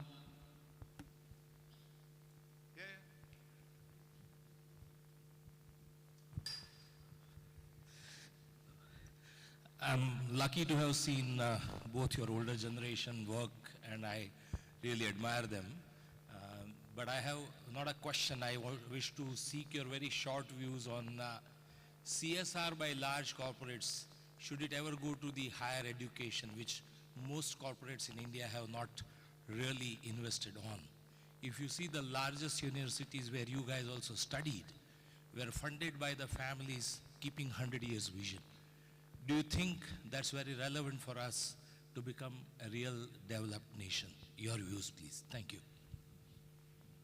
So I fully agree that, as I said, for us, health and education are the most intrinsic things that we would like to commit behind. And our wish one day is to build a life sciences university as well, because we are very passionate about that area. But I do agree that more and more endowment creating of capabilities by big corporates is important to build. Gujarat has given, or Ahmedabad, Vikram Sarabhai, and then a lot of those families have given so much in terms of education in all major institutes. We still today stand the test of time. And then there was a lull. No industrialist was really putting any effort behind education. But I think it's changing. I can see a lot of change now in our city of Ahmedabad, and I am sure it's happening across in Delhi. It's happening, I think, in other places. That I think big companies or people who have the resources are putting money behind building world-class education or universities, and it is going to happen. And one has to collaborate, bring the best from outside here also in terms of learning. So I do fully agree that I do believe in the next 10 years we will see many more of these examples. Thank you, guys. Thank you for sharing with us. Guys, a big round of applause. These guys have flown all the way down to speak to all of you and share their insights. Like I said, they're both behemoths, both running 60,000 plus crore companies. I think we're all very fortunate to have you here. Thank you very, very much. I understand you're on a flight out of here immediately after this, so have a safe flight, guys. Thank you. Thank you. As Boman said, thank you very much to the esteemed panelists, and thank you very much, Mr. Irani, for moderating this session.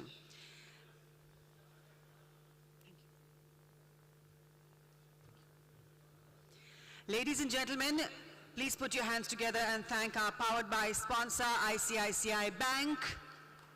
May I please invite on stage Mr. Viral Rupani, State Head, Gujarat, and request him to please unfold his presentation, Real Estate Ecosystem. May I request you all to please settle down and take your seats for this important session.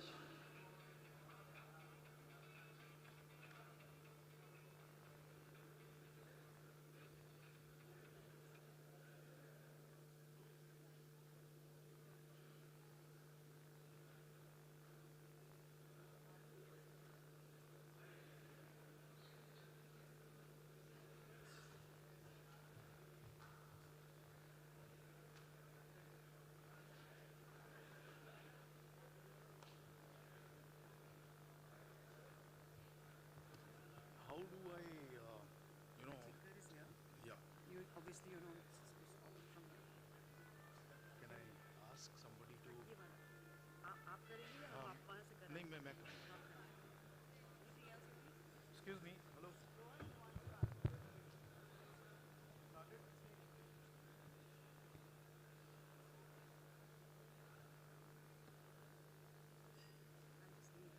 Yeah. Hello.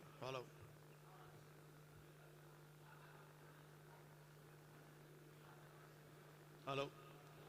Yeah. So, good afternoon, everybody. I am Viral Rupani from ICICI Bank. It's very difficult for me that after the veterans like Mr. Mehta and Mr. Patel to come here and give presentation about what we are doing in the real estate ecosystem. But I will try to make it interesting, and I'll try to be brief as far as what ICICI Bank are doing as far as the real estate ecosystem is concerned. पहले तो ये 360 degree banking solution क्या है? So what do we mean by 360-degree, ecosystem in the real estate? 360-degree kuch nahi hai, means basically, you all real estate developers, right from आपका भूमि पूजन से लेके housewarming ceremony for your customers, we have a banking solutions right from Bhumi Pujan to your housewarming solutions. So in the entire journey, we will be there as your banking partner. Today in India, still, buying a home is one of the most important decision of a lifetime of any consumer.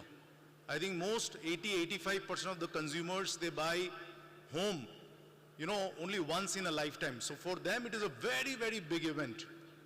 So in this entire journey, they are the hero. Aap, real estate developers, you are the producers and directors in this, making his dream true. And we as a bank, we are the, support, back-end crew who supports the customer's decision and, you're facilitating your journey in giving the solution to customers. So that's where, we are giving 360-degree banking solution to customers.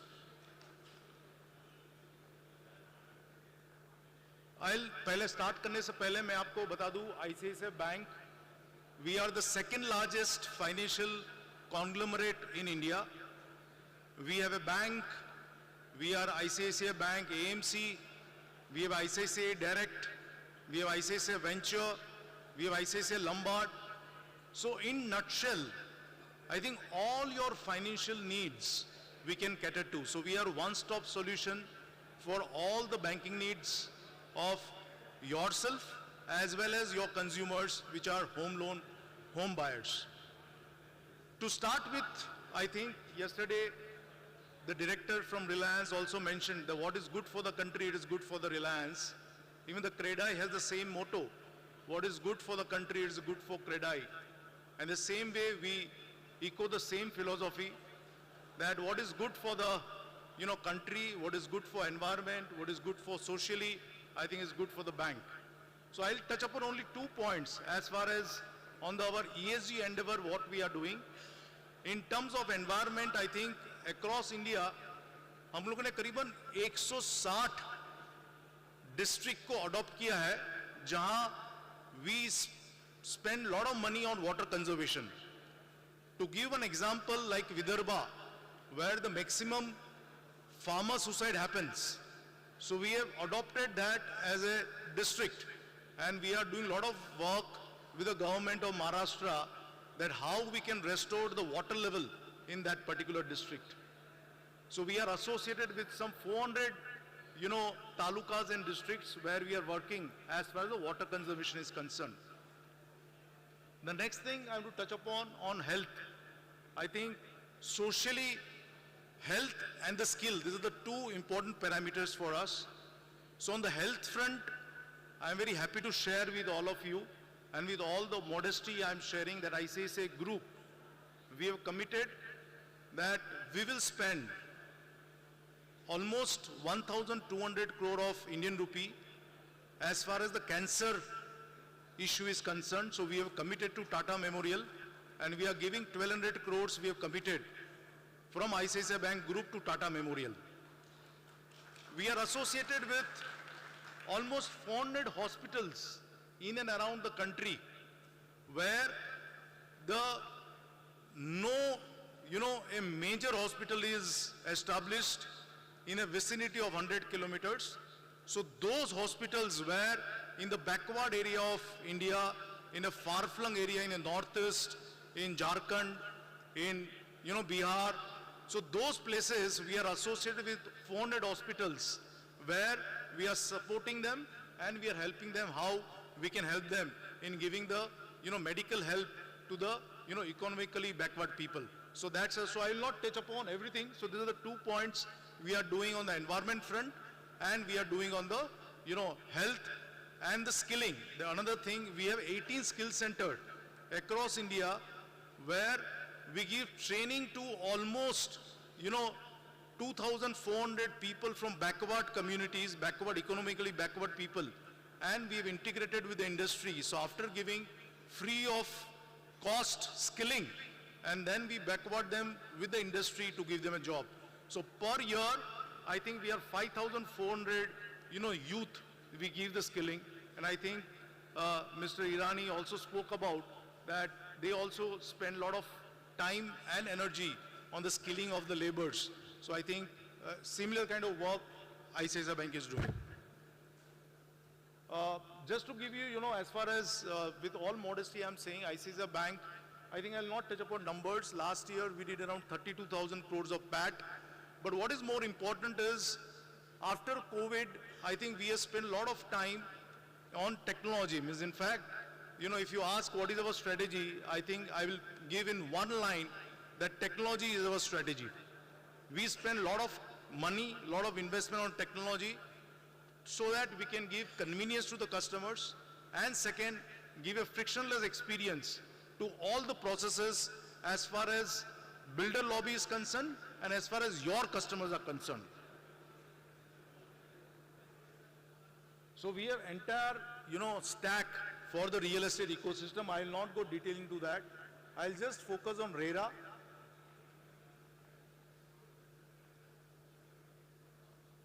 But we give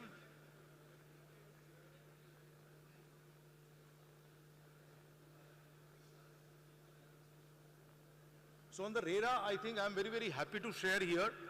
Total India में करीबन 94,000 RERA registered, projects are there.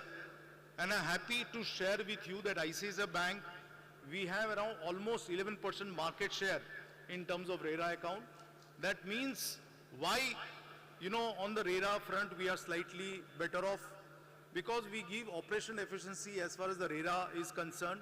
The entire आपका reconciliation process, that becomes completely flawless as far as the RERA account is concerned. On the, payment and collection side, आपके करीबन 5 project 6 project चल रहे होंगे. So in that, अगर आपको collection front में अगर आपको पता है ये प्रोजेक्ट, ये wing, ये flat से a part payment of 5% has come. If you want to go away with the reconciliation, so we have the solution for that. So we can give on the real-time basis the entire collection solution for the real estate, developers. The same goes for payment ecosystem. Aapka, you are traveling, you are not stationed here, and if you want to give any vendor payment, total bulk payment solutions, we have the entire payment solution available with us, and this is completely technological driven, completely flawless, and completely, what kind of, structure you want to put in terms of approval, we can structure that as per your requirement, both on the payment side as well as the collection side. We have all the, tax payment, whether it's GST, whether it is custom duty, we are there available. So that's, I will not, so I'll not take much time already, but on the, as far as the, one thing which I want to touch upon before I, complete this thing, that technology is the backbone as far as the ICICI Bank is concerned. And as I mentioned to you, that we, for the after COVID, we have done a lot of investment in technology in order to ensure a customer convenience and completely frictionless process for the customers. So with that, I think we all, we are there. We are a team of ICICI Bank. We are 7-member team present here. So for any developer, if you want to contact us, we all are available. I'll be very happy if there are any query, if you want to engage with us. And as I mentioned in the beginning, right from Bhumi Pujan to the housewarming ceremony of the customer, we have a solution available for, that entire journey. And as I mentioned to you that, you are the real wealth creator for the country, and we will be the supporting staff in the entire journey. So that's all from me. Thank you very much. And there is a ICICI booklet, which is there on everybody's table. If you want to go more detail, and we will be very happy to engage with you if you have any question as far as the what we offer as far as the real estate banking system is concerned. Thank you very much.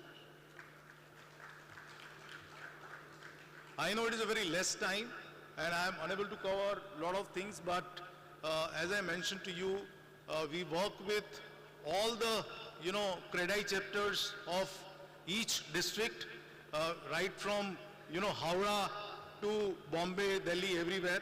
So all my team will be available and will be very happy to work with Credai to give any solution, any tailor-made solution to your fraternity. And before I conclude, thanks Mr. Irani, Shekhar Bhai, as well as Mr. Gaur to give us the opportunity to, come here and give our solutions to the entire fraternity. Thank you very much. Thank you.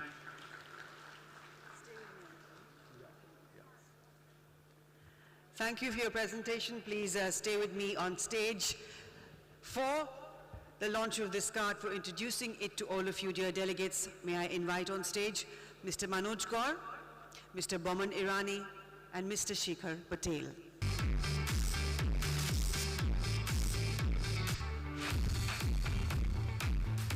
May I please also invite on stage Mr. Vikas Rana, Zonal Head West, Construction Funding Group, ICICI Bank, and Mr. Pankaj Agarwal, Business Head, Construction Realty Funding, ICICI Bank. May I request you both to hand over the card to Chairman Credai, Mr. Manoj Gaur.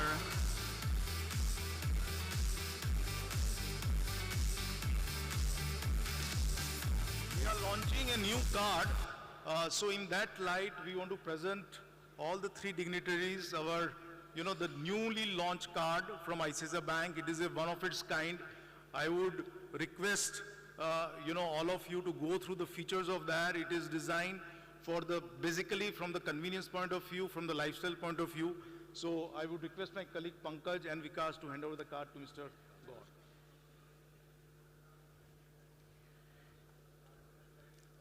Vikas and Pankaj presenting the Emerald Credit Card from ICICI Bank to Chairman Credai, Mr. Manoj Gaur. And may I please request Sujit Kothare, Zonal Head Mortgages Mumbai, and Prabhjot Chabra, Zonal Head Mortgages, to please present the Emerald Credit Card to President Credai, Boman Irani.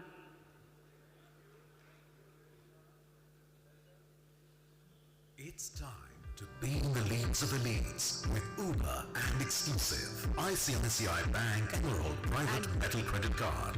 A card that suits your luxurious lifestyle. Explore and discover newer vistas of pleasures. Experience world-class hospitality with complimentary hotel membership. Embark on the privileges that are exclusively designed for you. Discover new tastes, cuisines, and cultures across the world. A card that gives you maximum reward points with your spends. Enjoy the comfort and luxury of air travel with unlimited complimentary domestic and international lounge access. Build your exclusive business network with swing at the most iconic golf courses across the world. Celebrate your finest moments with the best perks and discounts at movies, sports, events, theater, concert tickets. Reach your milestone spends and enjoy the benefits of exclusive travel vouchers. Credit limit that suits your lifestyle needs.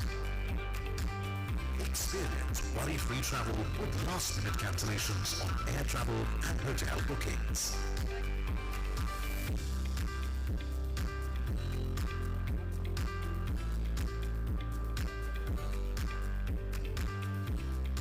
Unleash and enjoy the privileges of the metal.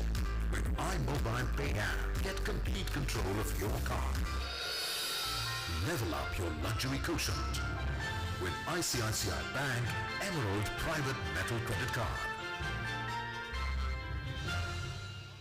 And there you are, ladies and gentlemen, the ICICI Bank Emerald Private Metal Credit Card. I'd urge you all delegates to visit the ICICI Experience Zone outside, and if you may, it will serve you well. Do apply for this credit card. Moving straight into the next session, India the Rising Star.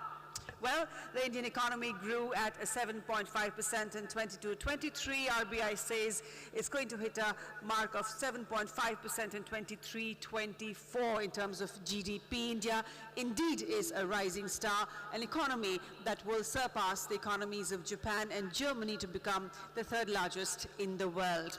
Let's put the spotlight on India being the rising star on the global economic front and invite on stage the esteemed panelists of this session. May I please invite on stage Mr. Jakshay Shah, Chairman, Quality Council of India, founder and CMD, Savvy Group. The man who's changed the face of Ahmedabad, Jakshay Shah, has previously held the position of National Chairman of Credai and was instrumental in taking the contribution of Credai to substantial heights. Please welcome them with a round of applause, everybody. May I also please invite on stage Mr. Thampi Koshi, Managing Director and CEO, ONDC, Open Network for Digital Commerce, a first-of-its-kind initiative globally to democratize e-commerce in India. Warm welcome to you, sir. He was part of the founding team of the National Security Depository Limited and served as Executive Director. I'd also like to invite on stage once again Mr. Shekhar Patel, Credai President-elect, who's a speaker in this session. And to moderate this session, I'd like to invite on stage Mr. Amit Desai, the founder of Anubhuti Value Trust, a SEBI-registered AIF fund with a unique investing methodology for public equities. Prior to Anubhuti, he's had very rich and very diverse experience of 36 years of having served in corporate India. Ladies and gentlemen, we'd like to welcome them all and begin the session by handing over mementos to esteemed panelists. May I request Anirudh Zaveri and Ronil Shah of Credai, Gujarat, to present a memento to Mr. Jakshay Shah.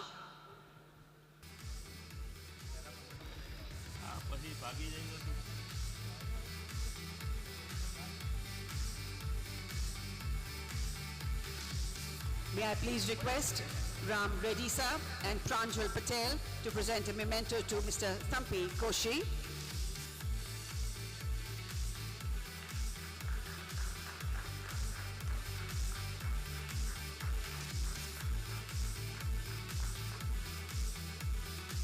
Mr. Ram Reddy and Mr. Pranjal Patel presenting the memento to Mr. Thampi Koshi, thanking him for his presence and participation at the Credai Natcon 2023. And may I please call upon Mr. Ellen Kovan, Tamil Nadu President, and Sanket Shah from Credai, Gujarat, to please join us on stage and present a memento to Mr. Amit Desai.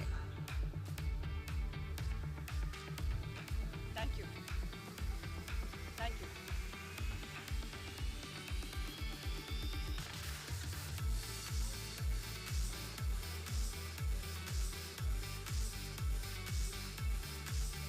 Thank you, Mr. Amit Desai, for coming all the way and joining us here at the Credai Natcon. We're looking forward to your thoughts in this session. And now, ladies and gentlemen, I hand this session, India, a rising star, over to the moderator. Here we go.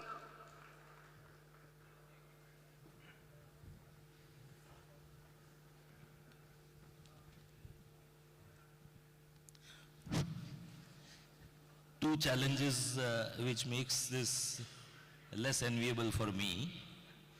When you have Dhoni, Rohit Sharma and Virat Kohli on the team, what do you do to play? That's the team I have. I'm very fortunate. The second is lunch is being served outside, so I'm mindful. And we will keep this session as sharply focused as we can. Is there an echo? I'm okay.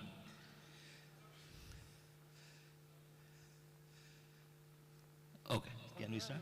Yeah. Can we get the presentation on the screen? Okay, thanks. What we are going to do is I'm going to give you a historical perspective of how Indian economy has grown and been, and then take you forward to three very important dimensions of India, the rising star. The digital India, represented by Mr. Koshi, the quality in everything that we do, that's Jakshay. And without the real estate, there is no real economy. So Shekhar Bhai here. That's my endeavor. Let's go through this short presentation. This was the actual headline in the Mint on 15th of May 2012.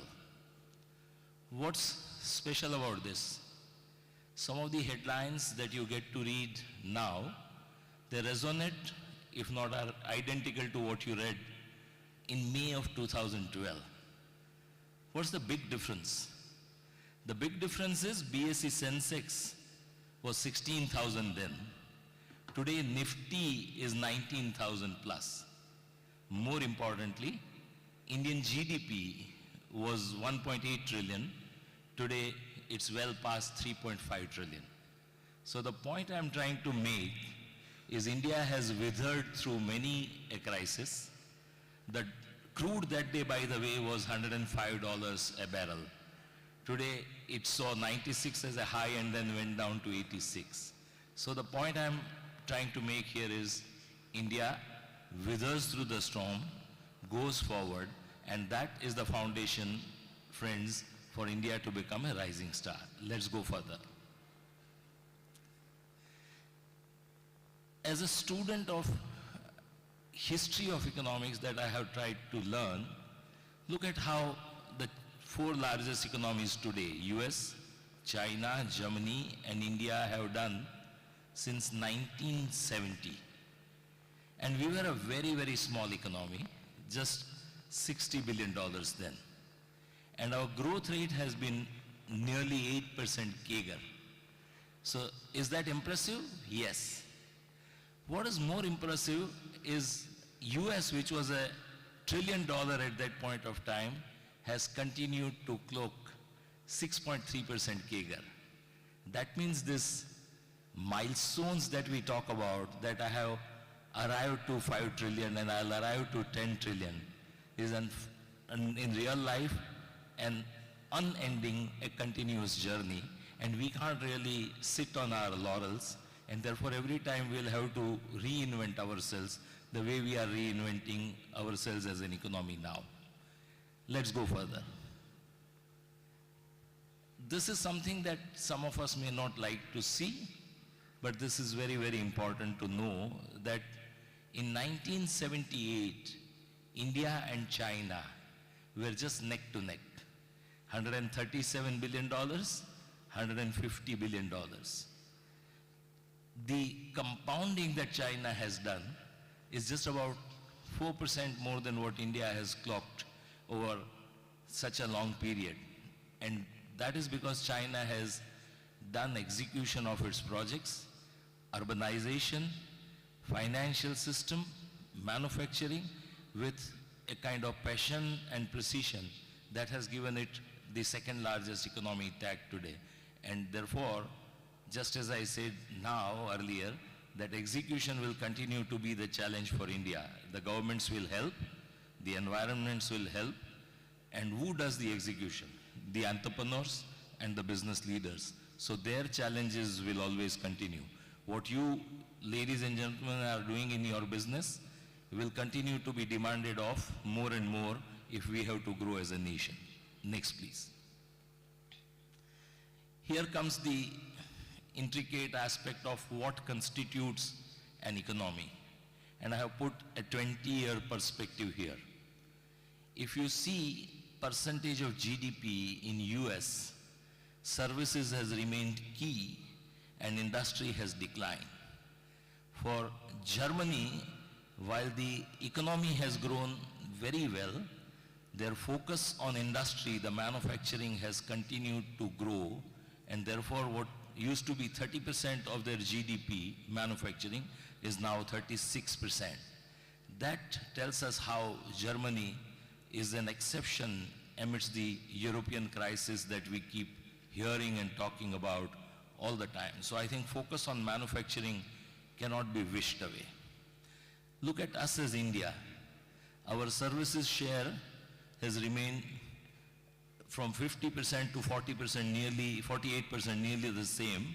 And for us also, given that India's desire to push itself in the domestic and the export market with manufacturing is growing, I think it helps us to really keep growing our GDP. So the lesson for us as India is we can't grow without the three dimensions: the services, the industry that is manufacturing, and the agriculture. When you go to agriculture, just go to the next slide, please. Next, please. Here is our challenge. While US with very, very large agri production per hectare, we are struggling and way behind both US and China. Now with 52% of Indian population dependent on agri as economy foundation, I think there is a lot more that we need to pull our socks for when it comes to agriculture. Something that we should be mindful about, but it's something that can drag us down if we don't really pay attention to as a nation. Let's go forward. When intellects meet and talk, they sometimes over-criticize India for our fiscal deficit.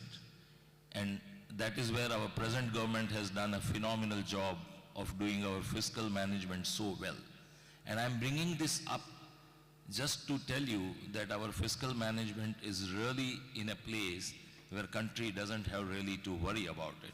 So if we see our fiscal deficit management for over a decade is not only held consistently, but has done better than the developed nations. So this is a first requirement for the macroeconomic management as a nation that we seem to be fulfilling. I think our debt to GDP is also not really out of line, though it has grown slightly over the last 5 to 7 years. But we are way better than US, way better than UK, and certainly much better than Japan, where they just splurge themselves with debt. But where we have to learn with growth is Germany and China. And I think debt is inevitable for us as India because we are always starved of capital when we are growing. But fiscal deficit being in balance will allow us to contract more public debt. The related aspect that I would like to bring up, next please. While we keep this slide here, the related aspect that I wanted to talk about is India as a nation as household wealth of nearly $7 trillion, $7 trillion, and our household indebtedness is less than $1 trillion. That means we have a lot of room to tap public debt from the domestic saving, from very Indians, from all of us, for our own growth. Though our need for international capital cannot be denied, this is something that I wanted to bring up here. E-commerce industry, which I said is the foundation of our growth to be the real developed economy. Look at what US is doing. Of the total retail, US has 15% e-commerce, UK has nearly 27%, and India has only 6%. And that is where I think Mr. Koshi's initiative of ONDC is something that we would like to learn about, which will take us to the growth dimension. By 2030, our e-commerce market is expected to be $350 billion, unless Koshi Sahib, you have another number which we would believe, and therefore there is a demanding CAGR of almost 23% that we are talking about. Next, please. Here is what should interest you all. We heard Anshu Jain talk of urbanization, and their report, I'm sure, must be very insightful. But our urban population, which he said has grown from 35% to now about 36, 38%, is going to grow to 45%. Look at the table on the bottom of the chart. The countries which have grown so well at an accelerated rate have had very, very high urbanization, because urbanization is almost a sure shot for the economies to become developed or advanced. And therefore, share of urban economy, which is currently only 38%, which was 38%, now 63, will be about 75% for us. Much lesser than what US, China, Japan and Germany have in terms of their urban population and their urban contribution to the GDP. So here is the good news for all of you as the developer fraternity. In my estimate, the total population as it is expected to be about 152 crores by 2036. Of that, urban population would be close to 60 crores, which will still be much less than what we have seen in the developed countries, but this will call for additional housing need of at least 25 million houses, and that is where we would take Shekhar Bhai's inputs into India, the rising star side. Next, please. So, I am now going to hand over to Mr. Koshi, who will talk to us about the first leg of Digital India to be the rising star and the advanced economy, followed by Jakshay, his initial thoughts on quality in everything that we do, particularly services, because we are a hugely service-dependent economy, and then Shekhar Bhai for the views and numbers on the real estate side to make the economy much stronger. Thank you. Over to you. Thank you. I'm now going to talk from the Digital India point of view. I'm talking from the vantage point of being the head of Open Network Digital Commerce, which is one of the world's first and unique initiative that India has started with the support of the government. I'm sure that most of you would have heard of it. Some of you would have experienced it. But to most of you, this hasn't started making a big difference in your business or in your life, because it just started. So I would like to make a very bold statement to sort of kick you out of your complacency and tell you to be ready for the world that is changing in the next 5 years. The first statement I'm going to say is that e-commerce, as you heard the numbers here, we are infinitesimally small. 5-6% on the buy side. When it comes to seller side, it's only 2%. And e-commerce as we know today will become completely irrelevant in the next 5 years. It is going to be a completely different world. What is the basis of my statement? Let me just put the context and then I'll run quickly. I know the time is not so. You know that in the past 10 years, 10, 12 years, India had been making humongous innovation in the digital public infrastructure. I'm sure that you are familiar with some of them. Aadhaar made 1.5 billion biometric ID, which has now become everybody's life.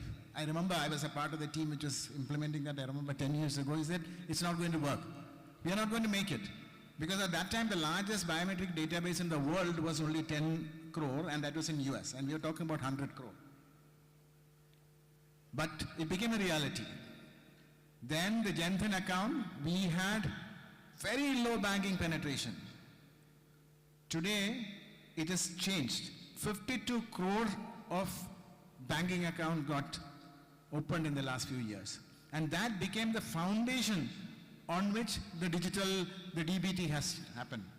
Compared to what our old PM said, 85% of all direct benefit transfer leaking, today 100% goes to the beneficiary. Then change UPI. 6 years ago, I remember being part of many of the conferences because I was somehow involved, saying that this is never going to work. We are doing 250 million transactions, it's going to become 500 million in 3 years' time. What are you talking about, Koshi? Today, in 6 years' time, we have 10 billion transactions a month. And we are planning ourselves for 20 billion within the next few months. The World Economist said that the bank account penetration will take 42 years in India to reach from 18% to 80%. We did that in less than 8 years' time. 6 years to be done. And now, I am talking about the latest in this India stack, which is Open Network for Digital Commerce, which is a idea of democratization of commerce. Supported by, you would see the endorsement coming from the highest level, whether it is to agriculture sector, retail sector, MSME, anywhere, it is going to make a change. So what's the, the claim that I said? In few years' time, every product or service, keep the word, every product or service, which is catalogable, which means it's not just one-to-one, it's not like Maruti, somebody making engine for Maruti. It is every product or service that is catalogable, will be available in the ONDC network, open network, using this ONDC protocol. There will be different kinds of buyer application and seller applications, buyer applications who will come to help their kind of buyers buy what is relevant. Let me just quickly compare with the world that you know, because I know that all of us are completely tuned with what we call the platform kind of thinking for the past 20 years. We think that the only way to run e-commerce is run walled gardens of platforms. That's what I say on the left side. Today, if you look at, if you are a seller in Amazon, you are only visible to the buyers in Amazon. If you are a seller in Swiggy, you are only visible to the buyer in the Swiggy. And if you are a car driver in Uber, you are only visible to the buyers of, because they are all walled gardens. So if any seller want to be in multiple ones, they have no option but to create technically, logically, contractually, legally, everything get assigned to so many. That means such a model of walled gardens will lead to concentration. The whole world is struggling. The Americans are struggling, the Europeans are struggling, and the Chinese are struggling. The Americans and Europeans are struggling, trying to address it through regulation. China is trying to address it through control, and we are trying to address it through technology, markets, and enabling policy. So what you see in the right side is a new world. It is not, we started only in few months ago, and so in few years' time you would see all this changing. So if you are a seller registered to any one platform, that's why you in the side, you will be visible to any buyer coming from any buyer platform. So you would see, what you're going to see is innovation and specialization galore. So please understand, there's no NDC platform, there's no NDC app. It is going to be different buying app. For you, if you are a buyer, different buying application will help you. It could be, today there are at least 6, 7 of them, and maybe in a year's time you'll see probably 20, 30, 40. Today you've seen Paytm, PhonePe, Ola, all of them have come and said, I'm going to help my customers discover whatever that is possible in the network. It could be fashion, it could be food, it could be consumer products. And we just started B2B also.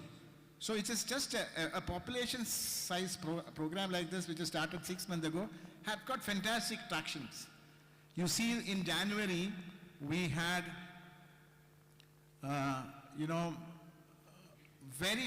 50 transactions per day. Today we have peaked at 187,000 transactions a day. In January we did total 1,000 transactions. In September we did 3.2 million transactions. And that too only, we started only with 2 most difficult domain, grocery and food, and mobility. And mobility went through the roof, food followed, and the rest coming. And all the other components we just started. We just introduced B2B last month. It is already in 1 month time, more than 30, 40,000 transactions all growing. And the fantastic that we have more than 200,000 merchants registered, and all these numbers, and by next year just add 1 0. That's kind of growth that we are going to see. And we are present across the country. It has made a difference to variety. I just want to see the kind of variety. Whether it is a weaver of Kanchipuram who had no market access except to sell it to one of the large brands, today directly sell. In the last few months, they have some 8 or 10 of them who have come and sell more than 20 lakh worth of goods. And the SHG network of Kerala, I'm just giving some random example. They have already made their product visible all across the country. Even you can buy from Delhi, Bombay, Bangalore, anywhere.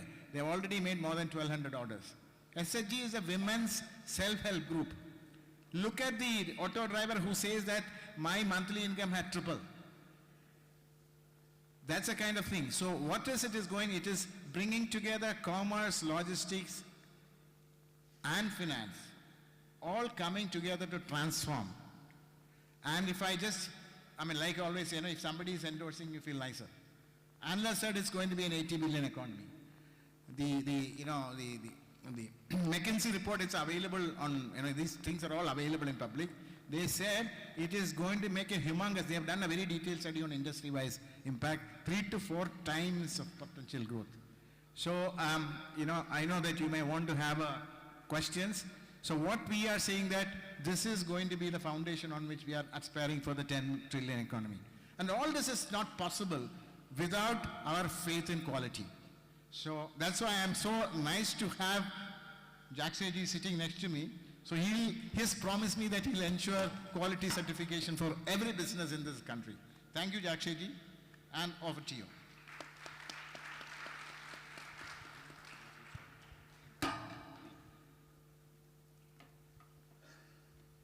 Hello. Can I have the presentation on the slide? Yeah. So, good afternoon, friends. It's my privilege and a great opportunity to be amongst you, not as a Credai office bearer, first time in life in the Credai platform, but as a QCI chairman. And thanks to my mother institute, Credai, whatever I am, and only because of the Credai and Credai and Credai. Credai taught me, Credai has nurtured me, groomed me to reach at this level because of all these years of last 16, 18 years. What I have learned in Credai, I just trying to give that to the society or maybe in QCI as whole. So, आप लोगों को मैं खाली एक पूछना चाहता हूँ, I am from tier 2 city. कितने लोग यहाँ पर tier 2 cities हैं, tier 3 cities हैं? हाथ ऊपर करिए. You should be proud of that. Okay, I am amongst you. So this is for, because QCI believes to grow horizontally. QCI believes to go to the village by village, city by city. QCI believes quality should be in DNA of this nation. It's not about the manufacturing and services, but the quality is in DNA. और friends, quality किसको बोलते हैं आप? Quality आप जब implement करते हो, best quality जब कोई देख नहीं रहा हो. That is, now we have to learn not only as Credai but as whole India nation. When प्रधानमंत्री जी बोल रहे हैं कि इंडिया को डेवलप कंट्री बनाना है 2047 में, so everybody talks about that. सारे numbers आ गए हैं. This was Amrit Kal 75 years. But what about the next 25 years? Is not Amrit Kal anymore or not celebrating 100 years. It's about the Kartavya Kal that we all have to do together. We all have to do for this developed country march. हम सब मिल के काम करेंगे तो ये achieve या संभव हो सकता है हम सब साथ में. Unfortunately, फ्रीडम मूवमेंट में या दांडी यात्रा में कोई जगह हमको ये चांस नहीं मिला पार्टिसिपेट करने का, like our forefathers. भगवान ने ये और ये current government and because of the leadership of Narendra Modi ji, we have chance now. ये डेवलप कंट्री यात्रा में हम सब लोग जुड़े. तो मैं आपको क्वालिटी मिशन के लिए आपको थोड़ा सा 4-5 स्लाइड में, because some of the numbers Amit ji ने और कोशी जी ने दे दिए हैं. आई ओनली नरेट और only go through the overall what QCI is. QCI is ensuring trust through autonomy. It's an autonomous body, and QCI believes in Bharat taking the center stage. Bharat as a catalyst of change and quality march towards a Viksit Bharat. So QCI was set up in a fully autonomous, in line with the international practices. It is a non-profit organization, autonomous body, and we are in the purview of CAG and we are in purview of the RTI also, and which was formed with a cabinet note and Government of India in 1997. So what are the basic, I just will stand up here and then we'll let you know. So it was, everybody knows now, it was ranked 5th in Global Infrastructure Index. After all these years, we could achieve the QCI, the accreditation program, ranked 5th in Global Quality Infrastructure Index. Unfortunately, मैंने अभी भी बताया, इस देश में export और import जो हो रहा है, वो आपको नंबर्स पता है, आपको प्रोडक्ट कौन सी आ रही है, जा रही है पता है, but in our ports and airports we could not measure किस क्वालिटी का माल आ रहा है, किस क्वालिटी का माल जा रहा है. We have become the dump yard in this nation. कोई भी लोग यहाँ माल फेंकते हैं और हम इसको यूज़ करते हैं. लाइक अभी इसके पहले शर्विल ने और जिनल ने बताया, we should be what cognizant about what kind of quality we are producing. Mandate जो QCI का है, is mandate upholding the quality in India and the lives of Indian citizen. So QCI has set up the boards and division. हमारे कई boards हैं to cater each aspects of the mandate. आप लोगों ने नाम सुना होगा NABH, NABL and NABET. So to establish and operate national accreditation programs, we have NABCB, we have NABL, NABH and NABT. Products, lab, hospital, education. To conduct the third-party assessment, we have a PPID. 1,200 plus professionals across India we have, and all is the average age of 26 years. To run a nationwide quality campaign, we have an MBQP board. To catalyze Indian industry competitiveness, we have a zero effect, zero defect. To develop a capacity for quality in emerging areas, we have a PAD and TCB. For the yoga, all the trainings you have seen across the globe, that QCI is giving the certificate to the yoga instructor and all. We have Ayush, we have a drone, and we have training capacity also. And to augment government's capacity in quality, we have a policy unit that is a Made in India. Friends, after the Develop India mission, during that, आप लोगों को पता है, Made in Germany, Made in Japan की कोई भी चीज़ खरीदते हैं तो you are taking a proud, or maybe you don't have any doubt about that product. Honorable Prime Minister wants India की भी ये product होनी चाहिए, and let's make a proud and make Indian product जिसको लेके हर एक लोग दुनिया में Made in India को लेके वो proud ले सके. So one of the few of our, मैं सारे नहीं बताऊंगा, time है constraint. One of our flagship projects, you must have seen the दुनिया का सबसे बड़ा सर्वेक्षण, that was the Swachh Sarvekshana 2021, world largest cleanliness survey, pioneered by QCI in 73 cities, 2016, and 2021 edition over 4,300 urban local bodies were covered in recent, and record 45 days में QCI ने लड़कों ने ये किया था. Second is a JAM. JAM is a vendor assessment for promoting quality products in the JAM protocol. ONDC you have just heard, because ONDC was incubated in QCI. Fourth is Coal India, third party sampling, testing and analysis of the coal quantity sample, 80 to 100 metric ton per year. And we have 1,100 personnel deployed across more than 200 locations. FCI, FCI for the bringing end-to-end traceability, minimize leakages, quality and quantity, and continuous monitoring. So Bharat taking center stage is not something I am just preaching a political statement, but we all should be proud of our nation, recognized as a Bharat or India, but as a Bharat, I like to have a narrative in this global platform.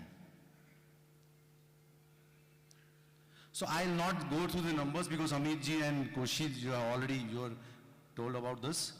So what we have to see there is that we are the third largest startup ecosystem. Almost 60,000 startup already registered in India today. We have India's share of manufacturing expected to increase by 21% of the GDP by 2031. What now coming to the quality expectation from the local citizen? Improved infrastructure facilities since 2014 for children of New India in the schools.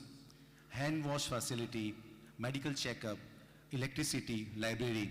ये बोलने में आपको लग रहा है कि ये क्यों बोल रहे हैं, लेकिन आपको पता है इतने सालों से we were deprived, our school in villages, they were deprived of this facility. Now we are coming and we are doing very fast in the speed and scale also. And India's category-wise export share, I think the pharmaceutical export soared to rupees 2 lakh crore, making India's 125 rise since 2030.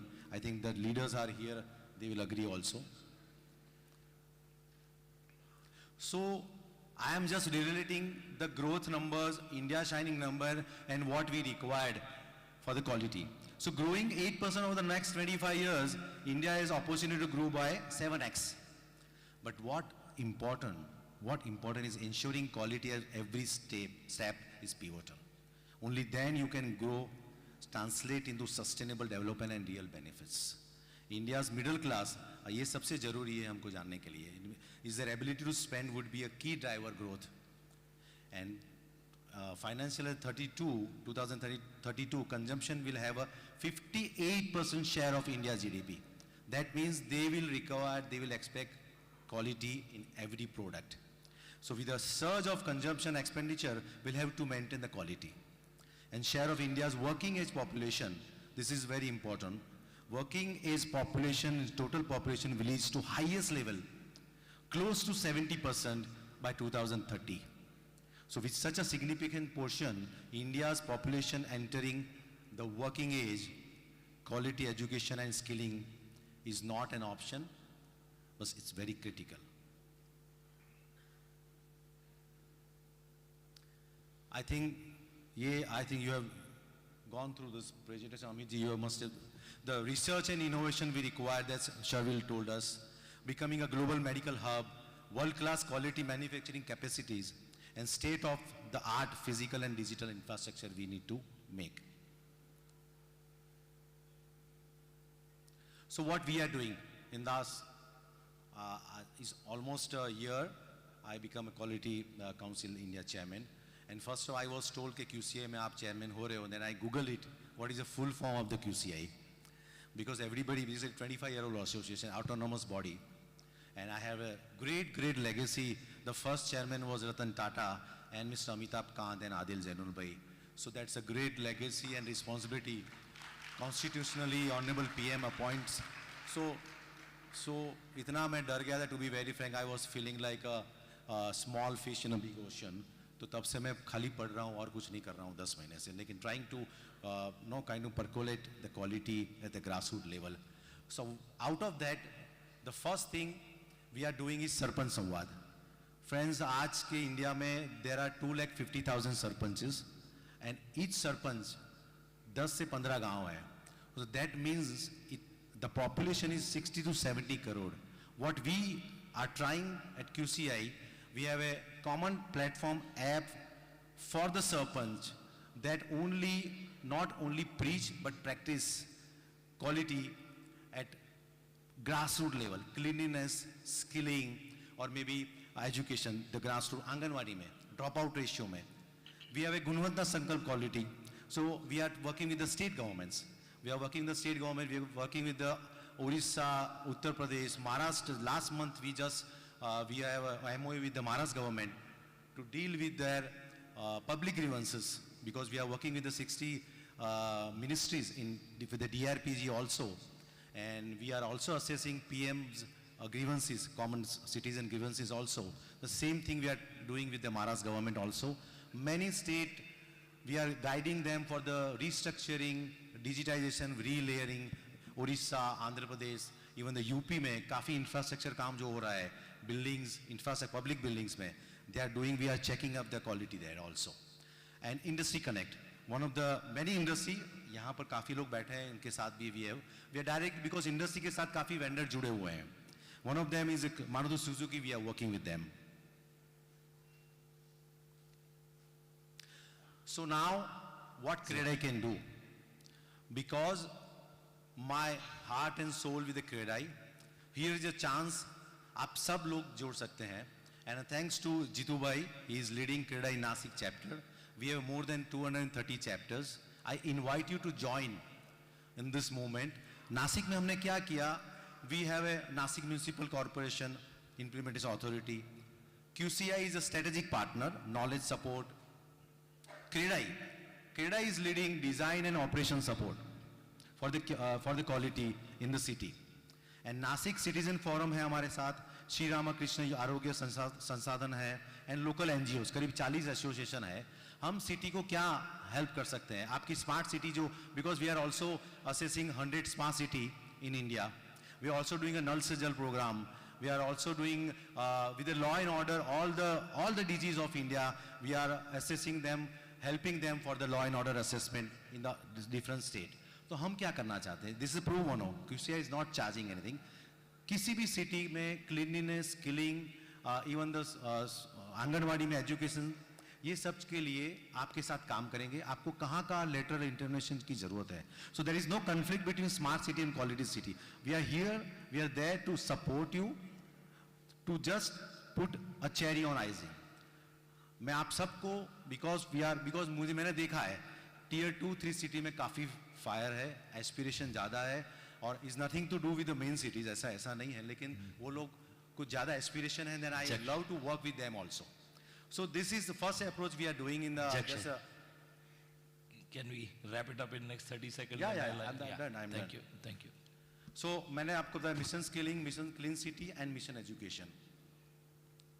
So some of the photographs of the last. So this is the last slide.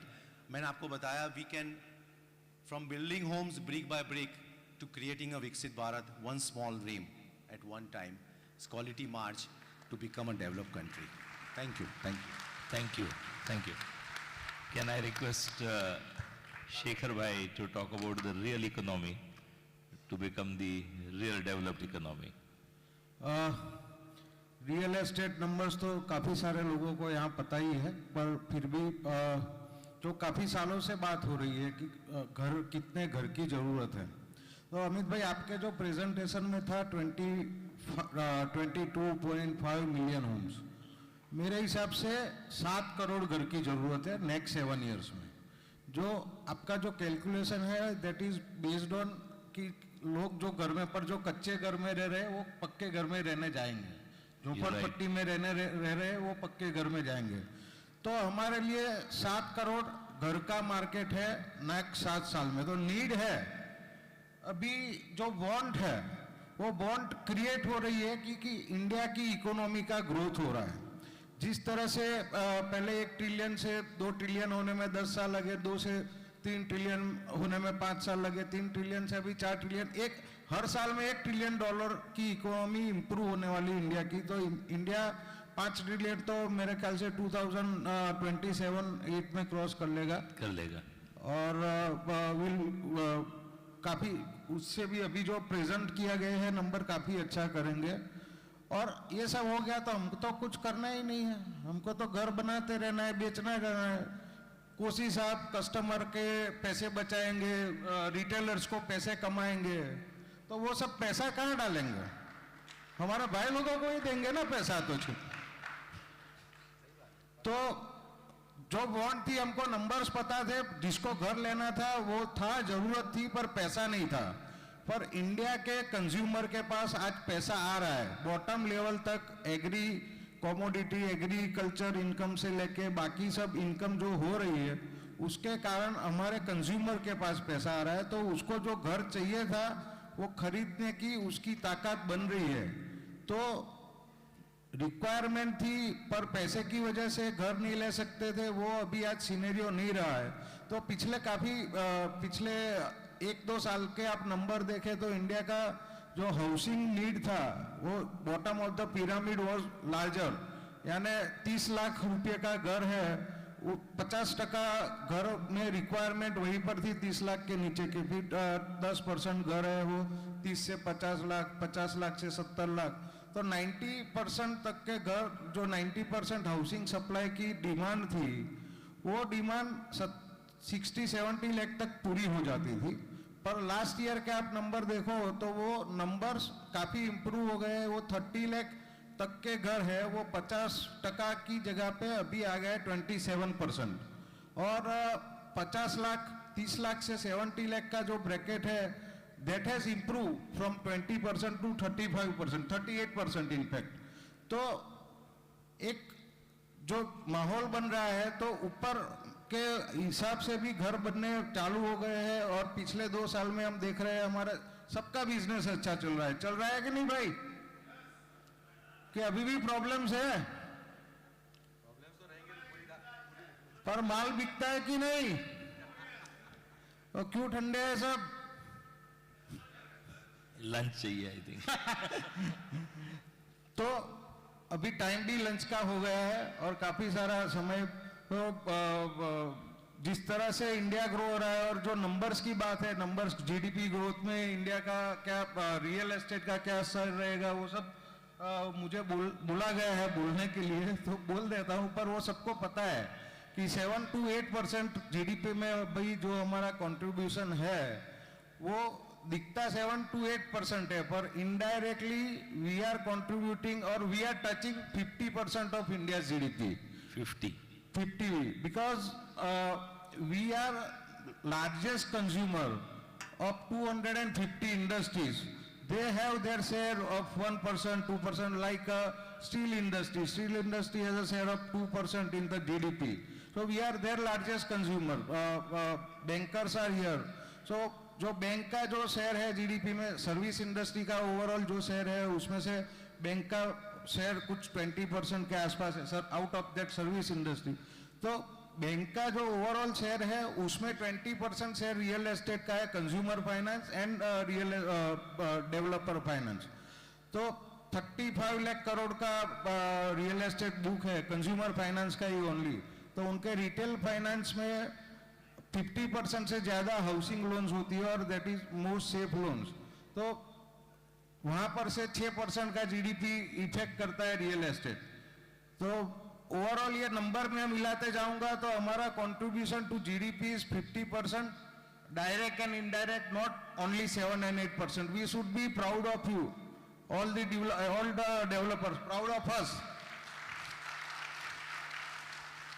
We definitely need a leader like him to pep us up, and I think we really believe in what you are saying. Please go ahead.